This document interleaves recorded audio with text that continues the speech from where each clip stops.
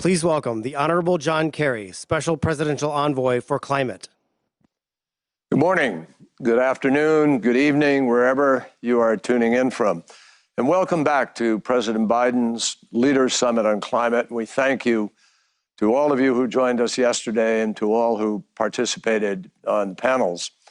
Yesterday, we heard from heads of state, financial leaders from public and private sector, from ministers all across governments, and public servants at every level of society. The amount of action and commitments that we heard yesterday was frankly inspiring. I think it's fair to say there is a new beginning as the world is moving towards the actions necessary to keep 1.5 degrees as the limit on the warming of the planet. Governments and markets, we learned yesterday, are really tuning into the urgency. But more than that, they're recognizing the remarkable opportunity, the economic opportunity that we have here. And that's what today is about. The world's largest market in history is opening before our own eyes right now. And it's going to create millions of high-quality, good-paying jobs around the world, especially in countries that seize this agenda. Today is going to be about that vision. We're going to hear from governments, entrepreneurs, community and labor leaders about how they see the future. But before we dive in, I'd like to share with you a quick summary of discussions that we had on the margins of the summit. We had so many countries obviously wanted to be able to participate, but running a virtual summit encompassing 12 time zones is difficult, and it's clearly a challenge just to include the numbers that have been included directly in the summit itself. So we listened to, in 2 listening sessions, I heard from representatives of 63 countries at the ministerial level. We heard from oil-rich countries, biodiversity-rich countries, and from small islands and landlocked countries who face particular challenges. We had countries from every conceivable region of the world take part in these listening sessions: the Balkans, Scandinavia, Central Asia, the Middle East, South Asia, South America, West Africa, the Atlantic, the Pacific, the Indian Ocean, from Armenia to Zambia, literally. I left those roundtables, frankly, feeling excited, encouraged. On the one hand, many of the countries, as you can imagine, these are countries that produce less fractions of 1% of the emissions, but they are the greatest impacted by the effects of climate. And many of those countries express concern about the inadequacy of global action to date to meet the goals of Paris. Many noted that mitigation thus far has not been sufficient to keep us on track to hold on to a safe temperature. Many countries, including the most vulnerable, are already experiencing unprecedented impacts: floods, hurricanes, drought, fires, and more. And many, which was very encouraging, had extremely bold plans of their own to confront these challenges, but they lacked the capacity, they lacked the resources to be able to implement those plans. There is polite but obvious frustration that was manifested by many who have contributed so little to the crisis, but who have to deal with so much of the consequences. And at the same time, participants enthusiastically reported, one after the other, of the very significant and exciting measures that they're taking, efforts they're individually undertaking to tackle the climate crisis, even though, because of the fractions they represent, their best efforts are turned towards adaptation and resilience, because they can have a minimal impact on the mitigation, yet they are still engaged in mitigation. And I think we should all, the bigger nations, be inspired by their efforts. Many countries emphasized the critical role of COP26 in Glasgow, the critical role in keeping 1.5 degrees Celsius as the limit of the warming that we face. And because we know that we are already at 1.2 degrees, we have a very small margin to play with. Many of these countries reported that they have submitted or are working on enhanced NDCs. And I think every larger nation should be inspired by that. And many have adopted net zero goals. It was particularly interesting to hear how they are dealing with heavy industry, something we have not heard a lot about, but which is one of the toughest areas for mitigation. Many participants highlighted their national adaptation efforts, such as early warning systems, rapid response efforts, flood protection plans. But I'm sure as you hear me saying those things right now, everyone will say to themselves, is that really what they're reduced to? An early warning system, a flood protection, a response effort? Many of them are coordinating regionally to pursue shared interests. And many echoed President Biden's themes that action on climate is an opportunity for job creation, and that it is important to leave behind communities that are dependent on fossil fuels. Now, we have heard from a carbon negative country, countries that have successfully decoupled economic growth from carbon emissions. We heard from countries with extensive forest cover that offer themselves up with a nature-based solution. We heard from leaders in carbon storage, from countries issuing green bonds, and countries focusing on gender-responsive approaches and the participation of indigenous communities. And it should be inspiring to the major economies that many of these countries are all of them embracing passionately climate action, and they contribute far less than 1%, as I said a few minutes ago. Grenada reminded us that words are not enough, that the rule book being finished in Glasgow is not enough, that what is critical is the actions, the outcomes, particularly of the largest emitters in the world.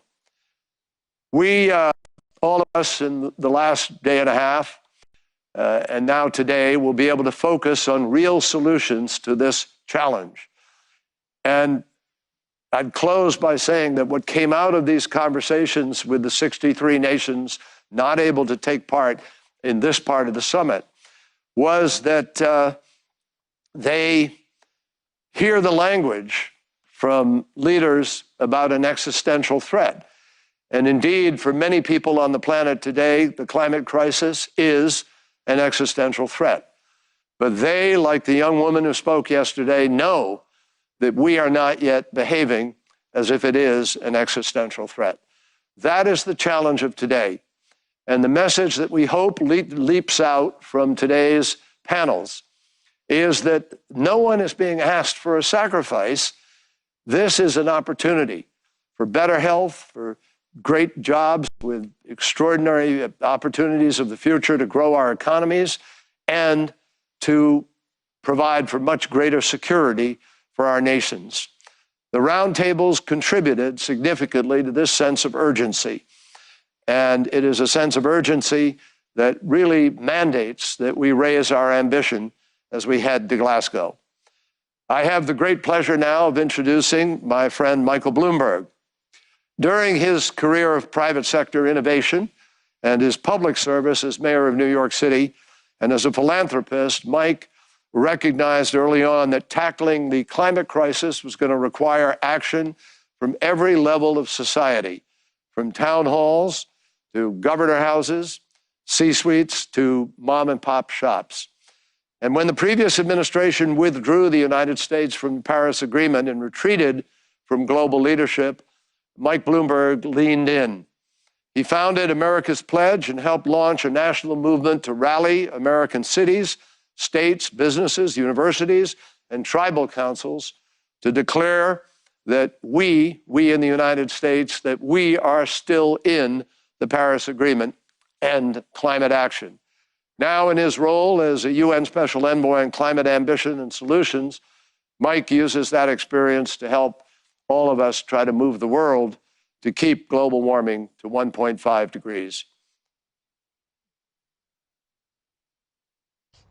Hello, everyone. I want to thank President Biden and his administration for bringing us all together. Let me also thank the national leaders taking part, including everyone who came to the summit armed with ambitious new goals for cutting emissions. The simple fact is, we can't wait for COP26 to take action. That's why this gathering is so important. We have a chance, right here today, to demonstrate what strong leadership really looks like. Yes, it's about setting ambitious goals, but it's also about bringing everyone from every part of the world together and working as a team to meet them, not just in government, but in the private sector too. Now, I want to emphasize something that I hear all the time from mayors and from CEOs too. They say, we're ready to do more. We want to do more, but we need more help. Sometimes they need more funding, sometimes they need more authority, and sometimes they need regulatory changes. You won't always agree with them, of course, but I urge you to listen to them, because if you look at the data, cities and businesses hold the key to defeating climate change. They are responsible for the vast majority of emissions, so helping them and incentivizing them to take action really is critical. The more action they take, the faster we can make progress. At Bloomberg Philanthropies, we've been working to help cities raise their ambitions and help spread solutions that work around the world. And our company has been working to help the market move more capital to green projects in every global region by bringing greater transparency to climate risks and opportunities. The Task Force on Climate-Related Financial Disclosures sets standards that help companies manage risks and that empower investors to direct more capital to companies that are leading the way. We can't beat climate change without a historic amount of new investment, and that will only happen if governments, investors, and business leaders have the information they need to make smart decisions. Working with partners, Bloomberg Philanthropies has also helped retire over 60% of all coal-fired power plants in the U.S., and half of the EU's coal plants, too. Coal plants are the single biggest contributor to climate change, and they spew toxic, deadly pollution into the air. The good news is, clean energy is increasingly cheaper than coal in much of the world. That's one reason why more cities, states, and businesses are committing to reach net zero emissions, including our company, which is on track to reach net zero by 2025. There's a lot of good work happening in both the public and private sectors, just not enough. We have to do more, faster, to cut emissions. And by acting boldly and urgently, we can build a lot of momentum going into COP26 this November. We're all in this together, so thank you for coming together for this summit. All the best. Thank you, Mike. And now it is my great pleasure to introduce Brenda Mallory, who is the new chair of the Council on Environmental Quality. Brenda has dedicated her career to using the law to fight for environmental justice and legal reform inside and outside of government. And we're all delighted, as the president is, that she is part of his team. Thank you, Secretary. Good morning, everyone. I'm pleased to be part of the discussion on ensuring that all communities and workers benefit from our actions to address climate change. President Biden's approach to environmental justice is guided by a couple of core beliefs. First, that every single person has a fundamental right to drink clean water and breathe clean air. And second, that for too many people, we have failed to deliver those protections. This is true in the United States, but we know that it is also true in many other parts of the world. Correcting these historic wrongs is not going to be easy, and it requires a long-term commitment. But acknowledging a need for change is a critical first step. I was confirmed by the United States Senate just last week as the newest chair of the White House Council on Environmental Quality, but I've immediately gotten to work joining the rest of the President's team that has made environmental justice an everyday focus over the 3 months since his inauguration. There are 3 ways I'm going to be working every day to help the President achieve his environmental justice goals. First, I chair the White House Environmental Justice Interagency Council. This cabinet-level group exists to make sure that the entirety of the federal government is working to address injustice in frontline and fence-line communities and make a positive difference in the lives of everyday people. Second, I'm thrilled that the first ever White House Senior Director for Environmental Justice is part of our team at the Council on Environmental Quality, and I know we'll achieve great things together. And third, the newly formed White House Environmental Justice Advisory Council brings together 26 national environmental justice leaders from across the country to advise CEQ and the Interagency Council on the steps we need to take to get it right. I look forward to receiving the recommendations from this group. Turning now to an introduction of an important partner we have, my friend Peggy Shepard is a nationally recognized leader who has devoted her life to advancing environmental equity. She is the founder and executive director of We Act for Environmental Justice in Harlem, New York. She has graciously agreed to co-chair the Advisory Council and is joining us here this morning. It is my pleasure and honor to present Peggy Shepard to you. Thank you. Well, good morning, Special Presidential Envoy for Climate Kerry and distinguished guests from around the world. Thank you, Brenda Mallory, for the kind introduction. Good morning to all of you who are present today for this historic convening. I'm Peggy Shepard, co-founder and executive director of We Act for Environmental Justice, based in Harlem, New York City, and I am proud to serve as co-chair of the historic and new White House Environmental Justice Advisory Council. You know, last night I met with my fellow council members as we discussed our recommendations to the Biden administration to advise the implementation of key cornerstones of his commitment to centering environmental and climate justice and equity into all government policies. I think of the phrase, look at what they do, not at what they say. And I'm startled to realize that I am at this convening today because President Biden is acting on what he said and committed to do. And together we're building a model of collaboration between government and communities, seizing the profound opportunity to accelerate the pace of action on reducing the impacts of climate change on this country, on our economy, on the most vulnerable communities, and on the workers of this country who need good family-sustaining jobs. And the administration is transitioning our economy from fossil fuels to a clean energy future that sustains the livelihoods and ecosystems on which the world depends. We must build back better, but with justice and a keen sense of our failed history of discriminatory policies that has been systemic. We will build back better by centering investment in the frontline communities that have borne the brunt of the environmental degradation that has scarred the landscape of urban and rural America.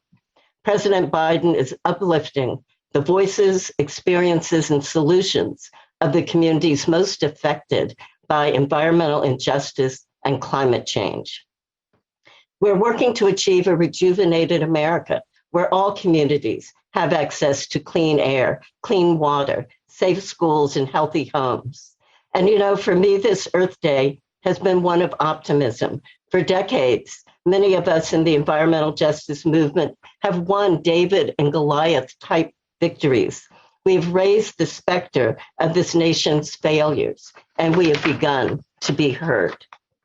And it's our opportunity to get it right, to put people before profits, to center equity instead of advantage, to engage and empower those who are struggling with poverty, oppression, and racism, giving them an opportunity to not only be a part of the solution, but also reap its benefits.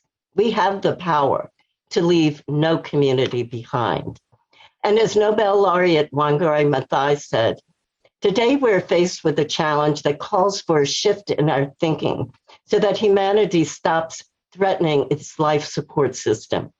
We're called to assist the earth, to heal her wounds, and in the process, heal our own. Indeed, to embrace the whole of creation in all its diversity, beauty, and wonder.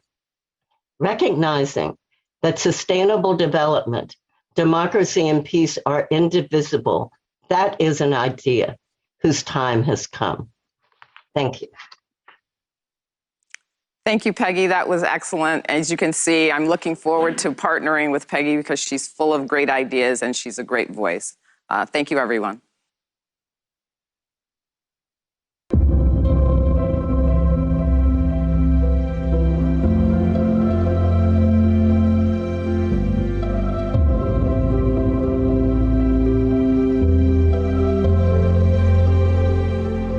How do we reach global net zero emissions? The path forward requires doing more of what we know works now, while investing in the critical technologies we'll need for tomorrow.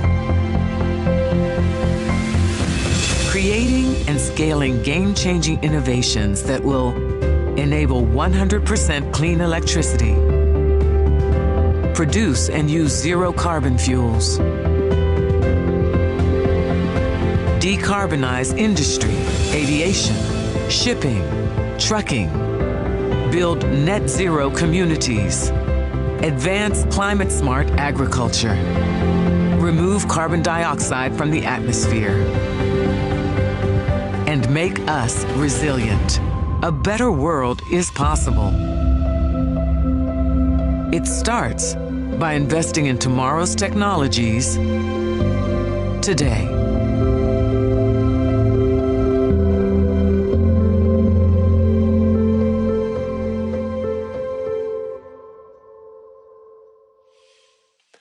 I now have the pleasure of introducing Secretary Jennifer Granholm and Secretary Gina Raimondo.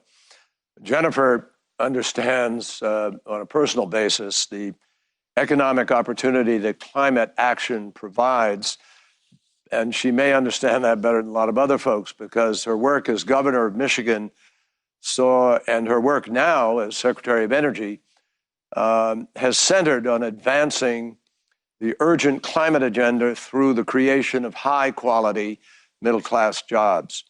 And Gina, for her part, has established herself as an innovator in the private sector and in public service. She established the first venture capital firm in Rhode Island and then served as its first governor, female governor. She's bringing the same entrepreneurial spirit to the Commerce Department now as secretary, and she wants that department to engage the private sector in the cause of tackling climate crisis. Secretary Granholm. Thank you, sir, and welcome everyone to day 2 of the Leaders Summit on Climate, which of course is concluding a monumental week of international cooperation and collective action. So these commitments are amazing. And President Biden convened this summit for a simple reason. And that reason is that we have to raise our collective ambitions around climate change. By the end of this decade, we need renewables deployed at scale so that reliable, affordable, clean energy reaches people in the most populated valleys and in the remotest mountains, across the hottest deserts and the coldest tundra. We need fearless innovation to bring down the costs of batteries, to commercialize carbon capture, to make blue and green hydrogen market ready. And perhaps most of all, we need a mindset that overcomes resistance to change. Many are stuck on the status quo, and maybe they are insistent that we can't reach our goals. But an old proverb says, when the winds of change blow, some build walls, others build windmills. So, fellow windmill builders, let's push back on doubt and fear, Climate disasters worldwide tell us that the scariest thing that we can do is nothing at all. Let's prove we can in this moment. And we'll all gain when we succeed, starting with jobs. We are looking at a $23 trillion global market in the clean energy transition by 2030. 23 trillion at a minimum.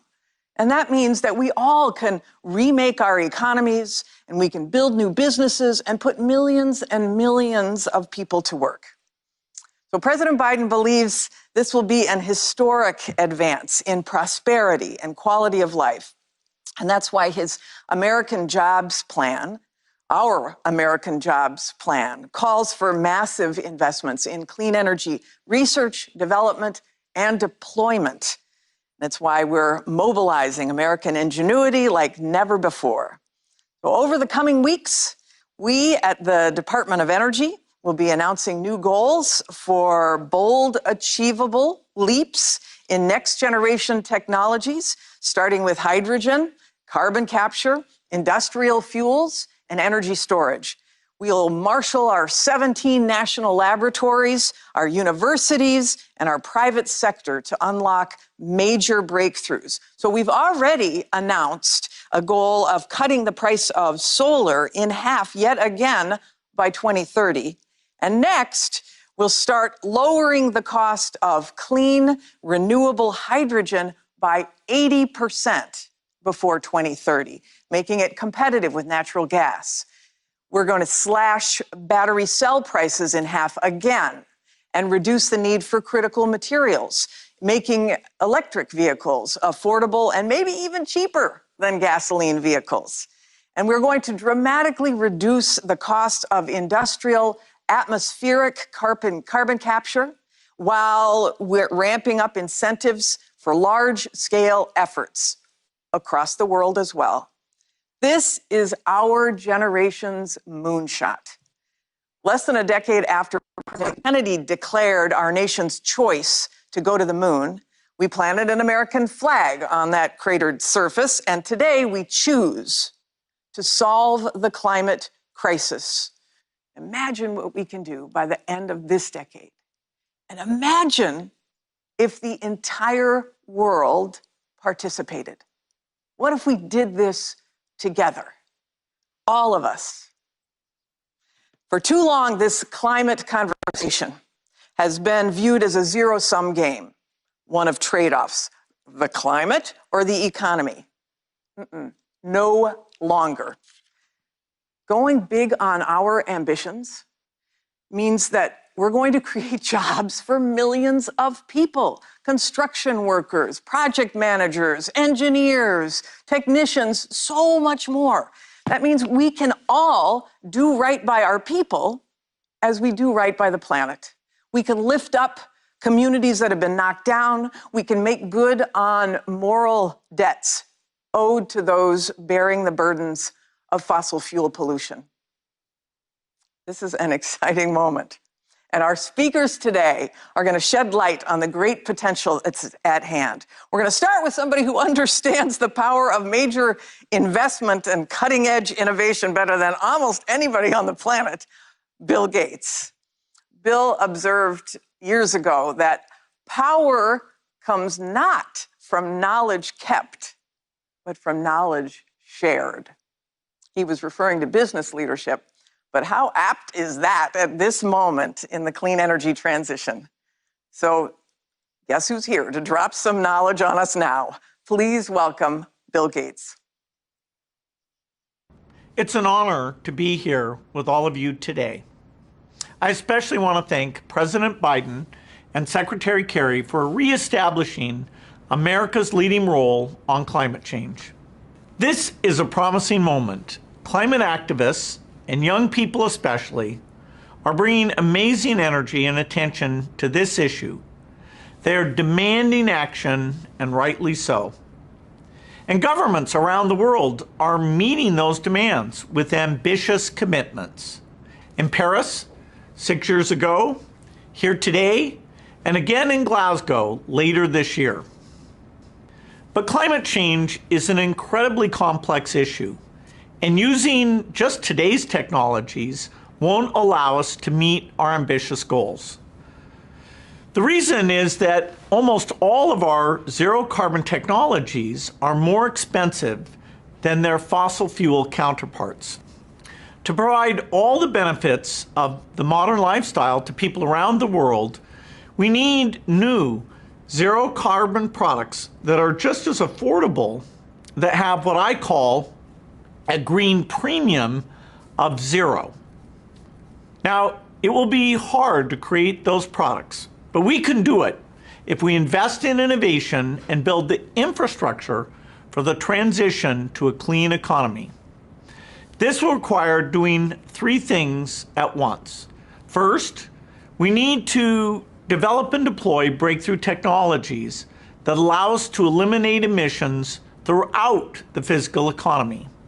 Second, we need to tap the power markets to fund and deploy these innovations, for example, by finding creative ways to finance technologies and by leveling the playing field so they can compete with fossil fuels. Third, governments and corporations need to adopt policies that will make it faster and cheaper to make the transition, and leaders will need to reward those who take difficult steps. To accomplish these three things, international cooperation will be essential. Mission innovation is one exciting example of governments working together to expand and coordinate their investments in clean energy research. I'm also working with partners on an exciting new program we call Breakthrough Energy Catalyst. It will raise money from governments, philanthropy, and companies to make the large capital investments needed to bring down the cost of emerging technologies. By taking steps like this to create the financing structures that will allow green products to succeed, we can build new industries and companies that support communities around the world with good jobs while making the transition to the clean economy. I hope to work with many of you here on this endeavor.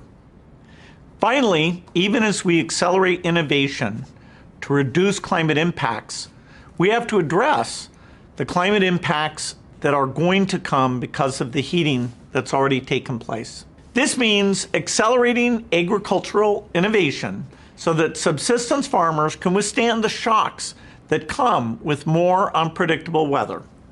The UAE, United Kingdom, and United States are announcing a new initiative on this topic today, and they're inviting other countries to join their growing coalition in support of these goals. If we take all these steps together, I believe we can avoid a climate disaster. Thank you. Well, thank you, Bill, for recognizing the urgency of the moment and for answering this call to action. We are so fortunate to have you as a warrior in this fight with us. So as we create these new energy technologies, the Biden administration is committed to helping every country embrace them. So over the course of this week, we announced several new collaborations with our international partners. On Wednesday, we joined the United Kingdom and others to launch the Global Power Sector Transformation Consortium, which is there to help power system operators around the world increase renewable energy capacity and to decrease energy waste, all the while keeping the lights on. We also unveiled the responsible use of small modular reactor technology, also known as FIRST, and that supports our international partners in harnessing advanced nuclear energy. And then to move decarbonization forward in the industrial sector, we have joined LEAD IT, which is the leadership group for Industry Transition Initiative that's led by Sweden and India.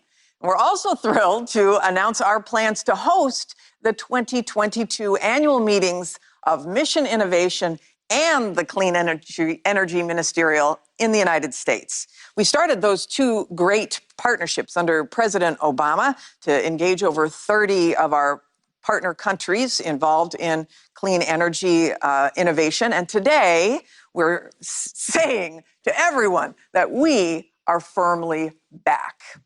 So our commitment to international collaboration animates this summit too, obviously. Today we're going to hear from 6 heads of state from countries that have been world leaders in specific clean energy technologies. So they're going to tell us how they built these new industries. They're going to tell us what rewards they now enjoy.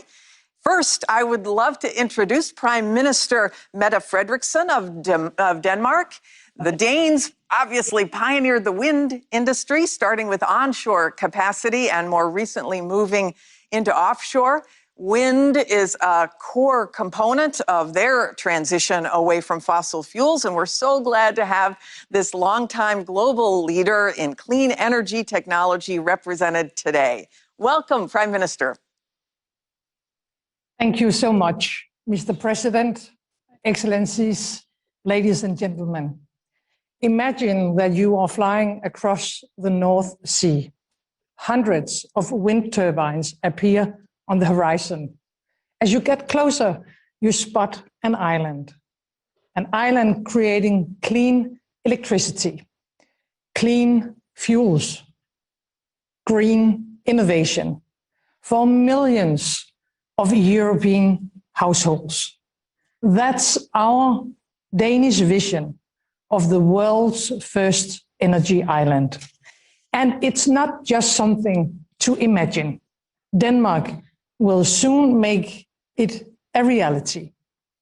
Already today, almost 50% of Denmark's electricity is powered by wind. And we have plans to build even more. Up next is turning green electricity into green fuels. This will solve major challenges for all of us. Emissions from trucks, planes, and ships.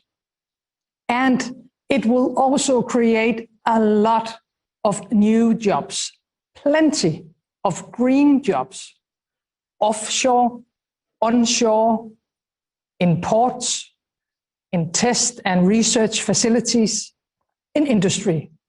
We will leave no one behind. In just 2 years, the world's leading container shipping company, Maersk, will launch its first carbon-neutral container ship. As governments, we should support this. That's what Denmark aims to do with the new mission Innovation on Shipping, in close collaboration with the US. Denmark also supports the Agriculture Innovation Mission for Climate. This is another area where we need to increase research and development. Taking the next steps in innovation will not be easy, but I am confident that we can do it. Why? Because we have done it before. Denmark turned our largest fossil power company into the world's most sustainable energy company, Ørsted. We have decided to end all Danish oil and gas production in the North Sea by 2050. Today, Denmark has more jobs in green energy than in fossils, and the private sector is on board. We have formed climate partnerships with all parts of Danish business. All of Denmark is now united in reaching our target, a 70% cut in emissions by 2030. Thank you, President Biden, for bringing the United States back into the Paris Agreement. Let us continue our shared journey into a greener and more sustainable future. I can assure you that we in Denmark stand ready to do our part. Thank you so much, Prime Minister Frederiksen. We all applaud the announcement of the world's first energy islands. Very exciting. And all of us in the Biden administration are really thrilled to join you as the co-leads of that mission innovation effort to decarbonize global shipping. Bravo. So it's now my pleasure to introduce His Highness Sheikh Mohammed bin Rashid Al Maktoum of the United Arab Emirates. Welcome, Your Highness. فخامة الرئيس جو بايدن، أصحاب السمو والفخامة والمعالي السيدات والسادة، السلام عليكم ورحمة الله وبركاته. أود في البداية التوجه بالشكر لفخامة الرئيس جو بايدن على دعوته. I would like to thank President Biden for his kind invitation to participate in this important summit to discuss the challenges of climate change and to consider how we can turn it into future opportunities for the next generation. I would like to affirm the commitment of the United Arab Emirates to work closely with the United States and the international community and the private sector, and to make a radical change in regards to climate change. Mr. President, Your Excellencies, ladies and gentlemen, although the United Arab Emirates is one of the largest oil exporting countries in the world, we have made a strategic decision 15 years ago to invest in renewable energy and in low carbon technology. Today, we operate two of the largest solar plants in the world, and they're among the largest in the world. And we decided to establish a third plant that would be the largest independent solar plant in the world. We in the UAE today host the International Renewable Energy Agency, and we also invested successfully in 70 countries in renewable energy projects around the world by providing concessional loans to these countries, because we believe that this type of renewable energy represents the best future for humanity. And also, the UAE is considered to be the first in the Middle East to pioneer carbon capture and storage technology. And our oil sector is considered to be the lowest carbon emitter in the world. Your Excellencies, as Mr. President Biden and Mr. Bill Gates have already mentioned, I am pleased to announce that the UAE will be partnering with a group of champions to launch the Agricultural Innovation Mission for Climate. This is a new initiative to support research and development and innovation for food systems over the next 5 years. Ladies and gentlemen, climate change is not a temporary concern. It is rather a global challenge that is ongoing. We must unite our efforts to safeguard the planet for the future generations, or else risk paying heavier costs in the future. Today, we are before a new global opportunity under the leadership of President Biden, and we join our hands to work together to unlock the major opportunities born out of this pressing challenge of climate change. Thank you, and peace be upon you.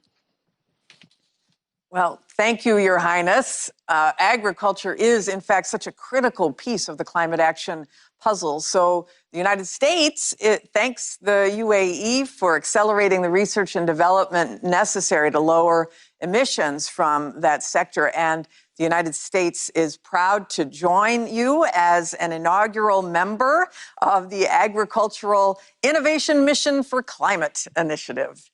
And we also, by the way, very greatly value the UAE's partnership through the Clean Energy Ministerial as we work to raise gender diversity in clean energy professions. So now I would like to introduce Prime Minister Bibi Netanyahu. Israel has been, as we know, a global leader in technology innovation, and clean energy is certainly no exception. Not only has Israel developed critical technologies for climate change mitigation, they're also showing us how to build resilience against impacts like water scarcity. Their focused investments in Israel have actually, by showing us, lowered the costs of climate action for countries all over the world. And through collaborations like the U.S.-Israel Energy Center, we hope to drive that progress even further. Welcome, Prime Minister Netanyahu. I thank President Biden and his team for hosting this important virtual summit. I've known President Biden for some 40 years. I know the strength of his commitment for stronger action on climate. This is a commitment we in Israel fully share. I pledge to reduce Israel's carbon footprint and to completing a successful transition from fossil fuels to renewable energy by 2050. We've already made crucial progress in two specific areas. In coal, we've substantially reduced our dependency. In fact, Israel is a global leader in cutting coal consumption. By 2025, that's 4 years from now, barring unforeseen circumstances, Israel will no longer be burning coal, period. In solar energy, over the last 5 years, we've increased our generation from 2% to almost 10% this year. And we're committed that by the end of this decade, renewable energy will be providing over a third of Israel's electricity. The challenge we still face is solar energy storage. My government is working to overcome this challenge and make Israel a global leader in energy storage. This will enable us to revolutionize our use of renewable energy. Hundreds of Israeli startups are working on this project and on related issues. These companies have already received billions of dollars. They'll receive more, because I'm convinced that Israeli science and Israeli ingenuity will enable us to play our part in the global transition to a net zero carbon economy. In water, too, Israel is making a big difference. We've shown the world how to use water more efficiently in agriculture through pioneering developments in drip irrigation, hydroponic agriculture, and the use of artificial intelligence. Israel is a world leader in water purification and recycling, as well as in desalination. About 93% of Israel's wastewater is purified, and 86% is recycled for use in agriculture. These are very big numbers. And cooperation in the fields of water and renewable energy are also an integral part of our new cooperation with the UAE and Bahrain. So not only are we working to end dependency on fossil fuels and finding solutions to the climate crisis, but we're helping to cement Arab-Israeli peace. And that bodes well for the entire region, for the entire world. Thank you. Well, thank you, Prime Minister Netanyahu. Very encouraging. I'm now very pleased to introduce President Uhuru Kenyatta of Kenya. As a nation that's on the front lines of climate change, Kenya has taken up the mantle of leadership on both innovative adaptation methods and expanding access to clean energy. They've showcased for the world how it's possible to leapfrog a carbon-intensive industrialization strategy and land right on sustainable development strategies. So here to tell us about those efforts, President Kenyatta. Thank you very much for this opportunity. And at the very start, let me congratulate President Biden for once again leading the United States to re-engage the global community of nations on matters environment and climate change. And I also want to take this opportunity to thank him and his administration for recognizing Kenya's leading role on the African continent in matters environment as well as innovation. Ladies and gentlemen, climate change is no longer a future crisis, but rather a present one. Like the COVID-19 pandemic, it is a defining development and security challenge that we must address today. The reality is hard to ignore. and the consequences of our inaction are indeed dire. Many of our countries are experiencing frequent extreme weather patterns with devastating impacts on economies, livelihoods, and ecosystems. There is a lot that we can do as individual countries to mitigate climate change. And allow me at this moment to highlight just a few examples of what we in Kenya have done in this regard. Kenya has updated their nationally determined climate contributions that were submitted to the United Nations Framework Convention for Climate Change in December of 2020. And we commit to continue to reduce our emissions by 32% by the year 2030, against the business as usual scenario. In addition, we are also in the process of developing a greenhouse gas emission strategy for 2050, and we will be submitting the report to the United Nations Framework for Convention and Climate Change before COP26 later this year. In our journey to the 2050 target, Kenya intends to complete its transition to renewable energy, and clean energy already accounts for about 90% of total electricity supply in Kenya, and we intend to increase this to 100% by the year 2030. As you may know, Kenya is a pioneer in geothermal energy on the African continent, and indeed holds the 5th position globally. Our geothermal potential is great, and the amount currently tapped is actually less than 10%. And this presents huge investment opportunities across the technology value chain, as well as huge opportunities for employment of young Africans across our country. We're also the first country in the world to pioneer new geothermal wellhead technology, which ensures the immediate power supply at low costs, even before the associated infrastructure is in place. Kenya is also home to one of the largest single wind farms on the African continent, in addition to significant yet underexploited potential for solar-based power generation. Ladies and gentlemen, to meet the energy needs of the rural communities, we have also deployed digital technologies using an innovative pay-as-you-go mobile money credit facility, better known locally as M-Kopa. And these communities have switched from kerosene to solar for lighting and to power appliances such as televisions and refrigerators. Kenya is already a leader within the sub-Saharan Africa in developing and distributing clean cook stoves. There is, however, still more work to be done to provide domestic solutions for clean cooking services for 80% of Kenyans who continue to depend on biomass for cooking. To address the clean energy cooking gap, we have committed to achieve a 100% clean cooking under the SDG 7 by the year 2028, 2 years ahead of the UN target date. To promote innovation, our institutions of higher learning and research have established climate technology incubation centers.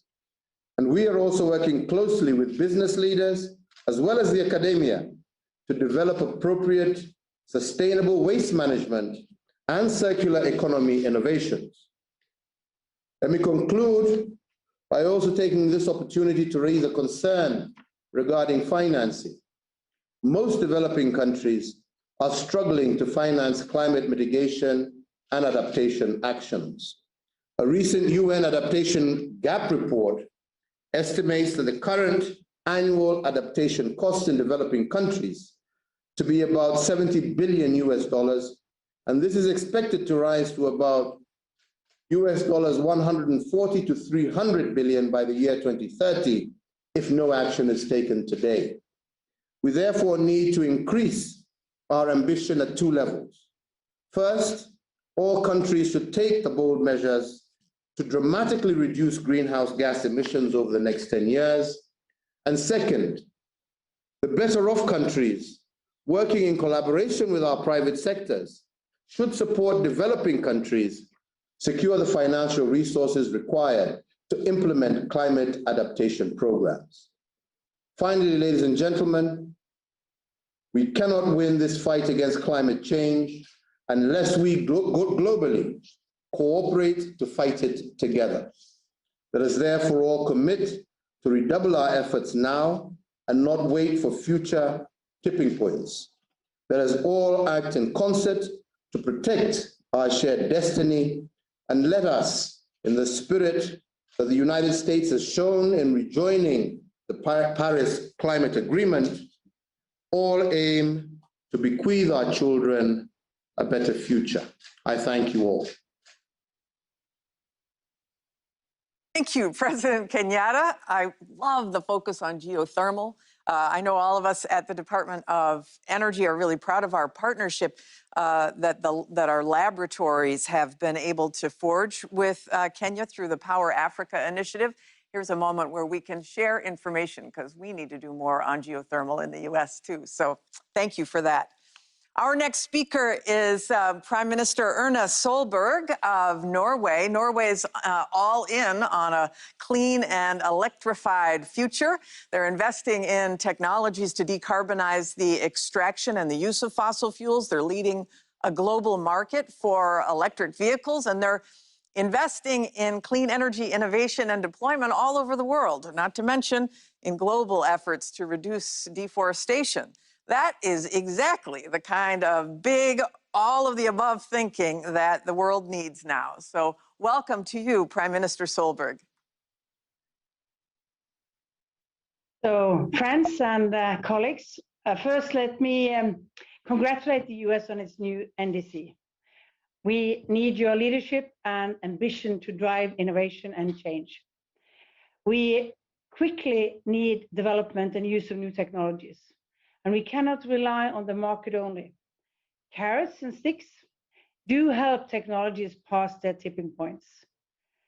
And a high price on carbon is critical. So governments and business must team up in new ways to drive innovation and to create jobs. And let me mention a few examples. Norway is moving at a record pace towards zero-emission road transport. More than half of all new cars in Norway are electric. Tax exemptions and other incentives, such as reduced road tolls, has changed consumer preferences. And Norway is a leader in ocean-based climate solutions, harnessing the vast potential identified by the Ocean Panel. And as a significant maritime nation, we aim to lead in low and zero emission solutions for global shipping. Our ship owners have taken on to order nothing but zero-emission ships starting in 2030. And at home, we switch our ferries to electric, and we will halve emissions from domestic shipping and fisheries by 2030. And we recently opened the first offshore areas for wind power, so we might connect to the Danish island afterwards. Norwegian companies work at home and abroad, including in the US, where the Empire Wind Project will power more than 1 million New York homes. And we make large investments in carbon capture and storage development. Last year, we launched the Longship project. Our goal is a complete CCS value chain: CO2 capture, transport and storage, and excess capacity can store more CO2 from Europe. And lastly, we need innovation to stop deforestation. Norway has made available high-resolution satellite imagery of all tropical forests. This will help to improve management and verify performance. And Norway is proud to be part of the LEAF Coalition, an innovative model to mobilize private capital for countries that cut deforestation. So we need a massive push for development and use of innovative technologies. And we need knowledge and solutions to spread across borders. And I believe that together we can work to limit temperature increase by 1.5 degrees and be in line with the goal of the Paris Agreement. Great. Thank you, Prime Minister Solberg. Norway's enthusiastic attitude towards so many critical technologies is infectious. I hope you infect us all. And that's why really the Biden administration is so excited today that we're also announcing and launching the Net Zero Producers Forum with Norway, as well as Canada and Qatar and Saudi Arabia. This means that together we are committed to crafting pragmatic net zero strategies that oil-producing countries all over the world can look to for their own transitions. Very exciting. Finally, I am pleased to welcome Prime Minister Lee Hsien Loong of Singapore. Singapore is leading the way on groundbreaking efforts to reduce emissions produced by major cities. They have made major progress in developing green net zero energy buildings, particularly for hot and humid climates. And they're showing the world how to design sustainable cities for the future. So welcome, Prime Minister. I would like to thank President Joe Biden for convening this summit. It's a welcome signal of U.S. leadership and commitment to a multilateral climate solution, underlined by the U.S. rejoining the Paris Agreement.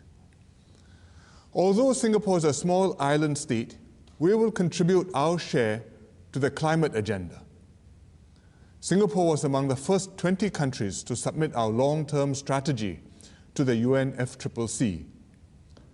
This year, we launched the Singapore Green Plan 2030, our roadmap towards sustainable development and net zero emissions. Our strategy goes beyond meeting emission caps or implementing our carbon tax. To overcome our small size and lack of resources and achieve our emission reduction goals, Singapore must also innovate and use technology extensively. For instance, we have very limited renewable energy options. Nevertheless, we plan to quadruple solar energy production by 2025. We are opening one of the world's largest floating solar energy systems, which will offset 33,000 tons of CO2 annually. Another major concern for our compact and dense city is rising urban temperatures. To moderate this, we are using computer modeling for more climate-responsive urban design, experimenting with special cooling paint on buildings, and planting 1 million more trees. As a financial hub, Singapore can help the global push for sustainability through green finance, fintech, and capability building. We've launched a $2 billion green investments program. This will support the development of carbon trading and services, sustainability consultancies, and environmental risk management. One promising area is emissions verification, including using new technology to measure the carbon footprints and monitor abatement commitments of businesses. Singapore is happy to share our experience in all these areas. We've incorporated climate and sustainability in the Singapore-US Third Country Training Program. And as country coordinator for ASEAN-US Energy Cooperation, we will work closely with the US to support our region's clean energy transition. We look forward to working with the US and all countries to build a sustainable future. Thank you. Well, thank you, Prime Minister. Singapore is certainly pushing the envelope in fascinating directions, from computer modeling for urban design, new technologies for emissions verification, all sorts of great stuff. But what's clear from these 6 heads of state is that there is really tremendous opportunity for investments in a broad range of clean energy technologies, not only to mitigate emissions and adapt our society to climate impacts, but to also boost our economies and create good-paying jobs for our citizens.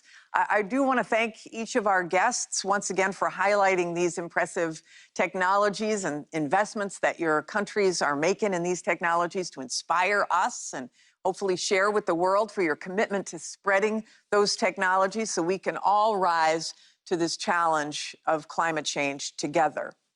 And now it is my great pleasure to turn this over to my friend, Secretary of Commerce, Gina Raimondo, for a look at the massive economic opportunity of the new energy economy, with help from speakers representing the private sector and civil society. Secretary Raimondo.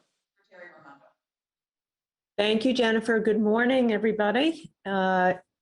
Like Jennifer, I'm a former governor of the state of Rhode Island, and I am President Biden's Commerce Secretary. And as Secretary Granholm said, we all are tired of the old view that we have to make a trade-off between jobs and the environment, meeting the needs of climate and the economy.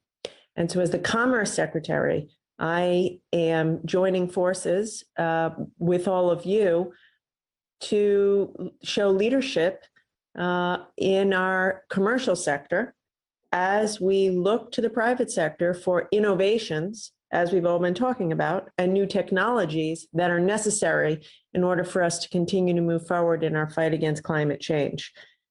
It's been amazing to listen to what is happening all around the world, and it is thrilling to be here on President Biden's team to be leading again with all of you in the world on climate. Raising our innovation ambition is going to be what makes it possible to raise the world's climate ambition. And that is what today is all about. And government cannot do it alone. We need the private sector. We need private sector innovation. We need entrepreneurialism.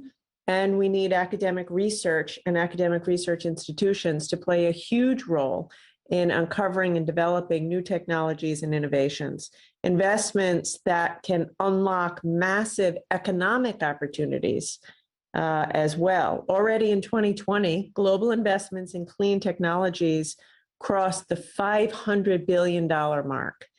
And in the coming decades, the new energy economy will open multi-trillion-dollar markets for clean technologies, especially driven by fast-growing emerging economies. As many of you have said, this is a once-in-a-generation opportunity to develop and produce advanced technologies, export them around the world, and speed global net zero transitions, which will ultimately, as many of you have said, lead to the creation of millions of jobs, millions of good, high-paying union jobs. So it is my great pleasure this morning to introduce a series of academic and private sector innovators who will be necessary to allow all of us to achieve our goals. First, I would like to introduce Dr.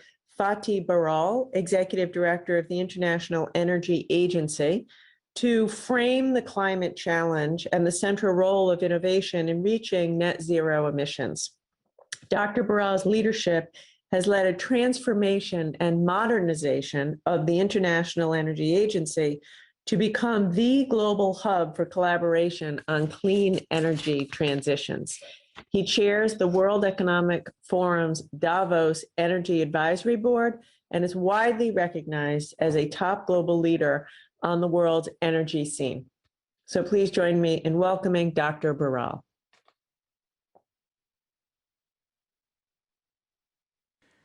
Distinguished guests, I would like to commend President Biden for convening this summit within 100 days of taking office. And I welcome the commitments to reduce emissions announced by so many countries. It is clear that the level of commitment to fight climate change has never been higher. This is excellent news. But I will be blunt. Commitments alone are not enough. We need real change in the real world. Right now, the data does not match the rhetoric, and the gap is getting wider and wider. Our latest estimates for global emissions in 2021, this year, are a warning for humanity. Emissions are on track for their second largest increase in the history. We are not recovering from COVID in a sustainable way, and we remain on a path of dangerous levels of global warming. Yet, there are grounds for optimism. Electricity generated from renewables, solar, wind, and others, will break records this year, and the sales of electric cars will reach another record high. But getting to net zero emissions requires much more than that. We will need to transform our entire energy system. This means drastically cutting emissions from trucks, ships, and planes. We will also need to do the same for steel and cement factories, chemical plants, and in farming. We have today many technologies at our disposal: energy efficiency, solar, wind, electric cars, nuclear power, and many more. And we need to deploy these as quickly as possible. However, IEA analysis shows that about half the reductions to get to net zero emissions in 2050 will need to come from technologies that are not yet ready for market today. This calls for massive leaps in innovation across batteries, hydrogen, synthetic fuels, carbon capture, and many other technologies. On 18th of May, only a few weeks from now, the International Energy Agency will release a roadmap for how the global energy sector can reach net zero by 2050. Make no mistake, this is a Herculean task. Participants to this summit have used the occasion to make new announcements. Let me add one from the IEA. According to our upcoming roadmap, reaching net zero will triple clean energy investment opportunities over the next decade. This will generate millions of well-paid jobs and create the industries of the future.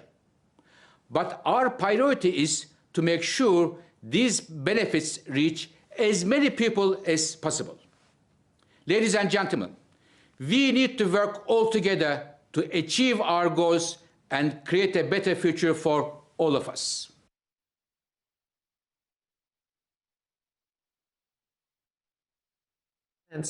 You remind us all of the urgency with which we must do this work. And it is a stunning statistic, really, to think that 45% of the emissions reduction we need to achieve must come from technologies which aren't fully developed today. So it's really a call to action for all of us and the innovators in our country to continue to push as it relates to new technology and innovation. Next, it is my great pleasure to welcome Dr. Shirley Ann Jackson, president of Rensselaer Polytechnic Institute, one of our country's leading research universities. Dr. Jackson, a particle physicist, has served as the chair of the Nuclear Regulatory Commission and as a top scientific advisor to President Obama, who awarded her the National Medal of Science. She serves on the board of the Nature Conservancy and has had a truly extraordinarily distinguished career. So please join me in welcoming Dr. Jackson. Thank you, Madam Secretary. It is a great honor to contribute to this summit. Universities such as Rensselaer Polytechnic Institute are crucial in developing and incubating the new technologies required for a net zero world. Nature has had billions of years to perfect the conversion of light into usable energy. At Rensselaer, we are reimagining photosynthesis, building on advances at the intersection of biotechnology and materials science to develop engineered photosystems. We envision using lipid nanoparticles, such as those used today to stabilize mRNA for vaccines, as a matrix for biomimetic components, able to generate hydrogen or capture electrons for electricity, or fix atmospheric CO2 for the production of carbon-neutral fuels and chemicals. In energy storage, our researchers are looking beyond lithium to the use of more earth-abundant materials such as magnesium, potassium, calcium, or sodium, and using novel self-healing electrode designs to develop low-cost, safe, energy-dense, sustainable batteries. However, there is no innovation without innovators. Universities play the crucial role in educating the next generation of talent. To address the challenges of creating a clean energy economy, the United States and other nations must draw upon and develop the complete global talent pool, including women and minority groups historically underrepresented in science and engineering. Universities are the crossroads for collaboration across disciplines, sectors, geographies, and generations. And an integrative approach is required to decarbonize the many interconnected systems of our daily lives. Therefore, I am very pleased to announce that Rensselaer Polytechnic Institute is launching the Institute for Energy, the Built Environment, and Smart Systems in partnership with Siemens, Lutron Electronics, the international architecture firms HKS and Perkins & Will, and the Brooklyn Law School. The new institute, based in New York City, will use the most advanced digital technologies to drive decarbonization of urban environments at the systems level. It will model integrated transportation, communications, and supply chain networks. It will link architectural design, engineering, and a new approach to regulation to create infrastructure that is both net zero and climate resilient. It will use new materials, renewable energy systems, and sentient building platforms to maximize human health and well-being. We thank President Biden for convening this summit, and we look forward to the work ahead.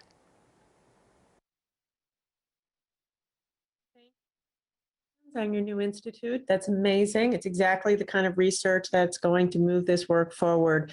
And we're thrilled that you are making this announcement at President Biden's summit this week. It's fantastic, and thank you for being with us. So now we're going to hear from some leaders focused on decarbonizing specific sectors of the economy, starting with renewable energy for the electricity sector. I'm very pleased to welcome Dr. Danielle Murfield, who's with us this morning. She is the Chief Technology Officer of GE Renewable Energy, which is, of course, a leading U.S. company that invests in the next generation of clean technologies and obviously creates many jobs in the process of doing that work. Danielle is a member of the National Academy of Engineering. Dr. Murfield leads research and development at GE into exciting clean energy technologies such as offshore wind and energy storage. And on a personal level, when I was the governor of Rhode Island was home to America's first offshore wind farm, and we had the great pleasure of working with GE in doing that. So please join me in welcoming Dr. Murfield. I'd like to start by thanking the Biden administration for convening this important summit, for its commitment to decarbonizing our energy sector, and for its strong support for innovation. The administration's right to focus on innovation as a key part of the solution to address climate change. From our founding, innovation has been the lifeblood of GE. That history of innovation led us to develop technology that delivers 1/3 of the world's electricity today. Innovation is key to our shared success. So we invest $1.5 billion annually in energy-related R&D, including at our Global Research Center in upstate New York, which is focused on breakthrough technologies. And across GE, we appreciate that success requires partnership. We're proud to collaborate with the Department of Energy, our national labs, and universities across the country to support innovation for the energy sector. Innovation in power generation and grid operation is enabling solutions to lower greenhouse gas emissions and secure a path to a low-carbon future.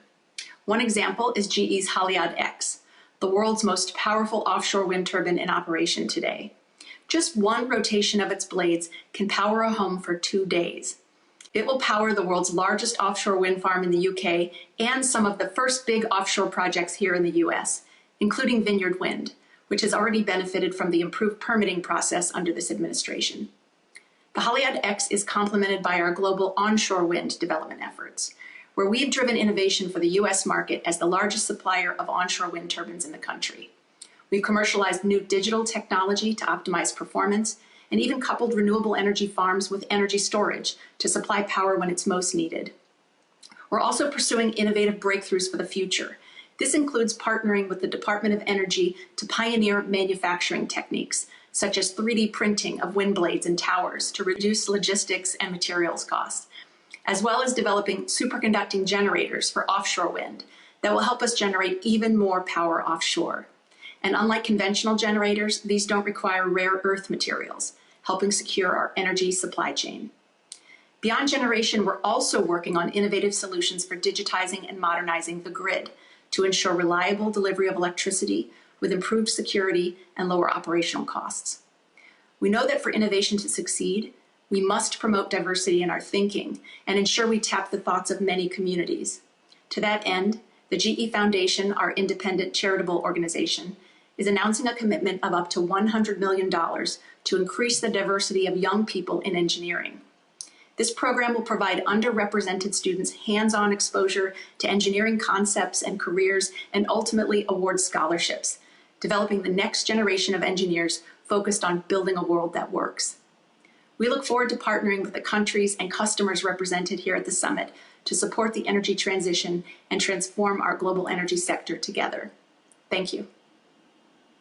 Thank you. And thank you to GE for your leadership. It is exciting to both innovate, create jobs, meet the needs of climate change, and move towards a more equitable workforce by providing opportunities for a diverse workforce. So thank you. In addition to producing renewable energy, a net zero transition will require transporting that power and using it across the economy, as we've heard from many of the world leaders this morning.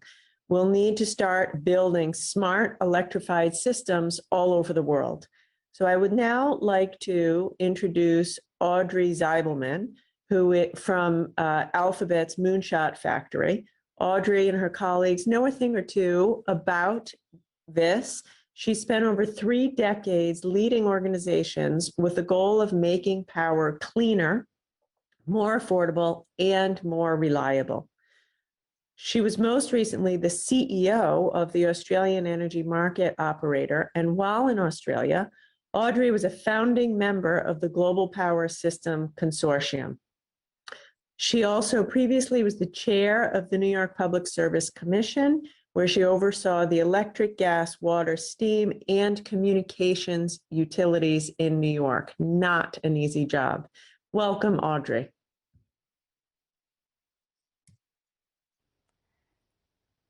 Thank you. President Biden, Special Envoy Kerry, Secretary Armando, Secretary Granholm, and honored guests. It's an honor to be here today.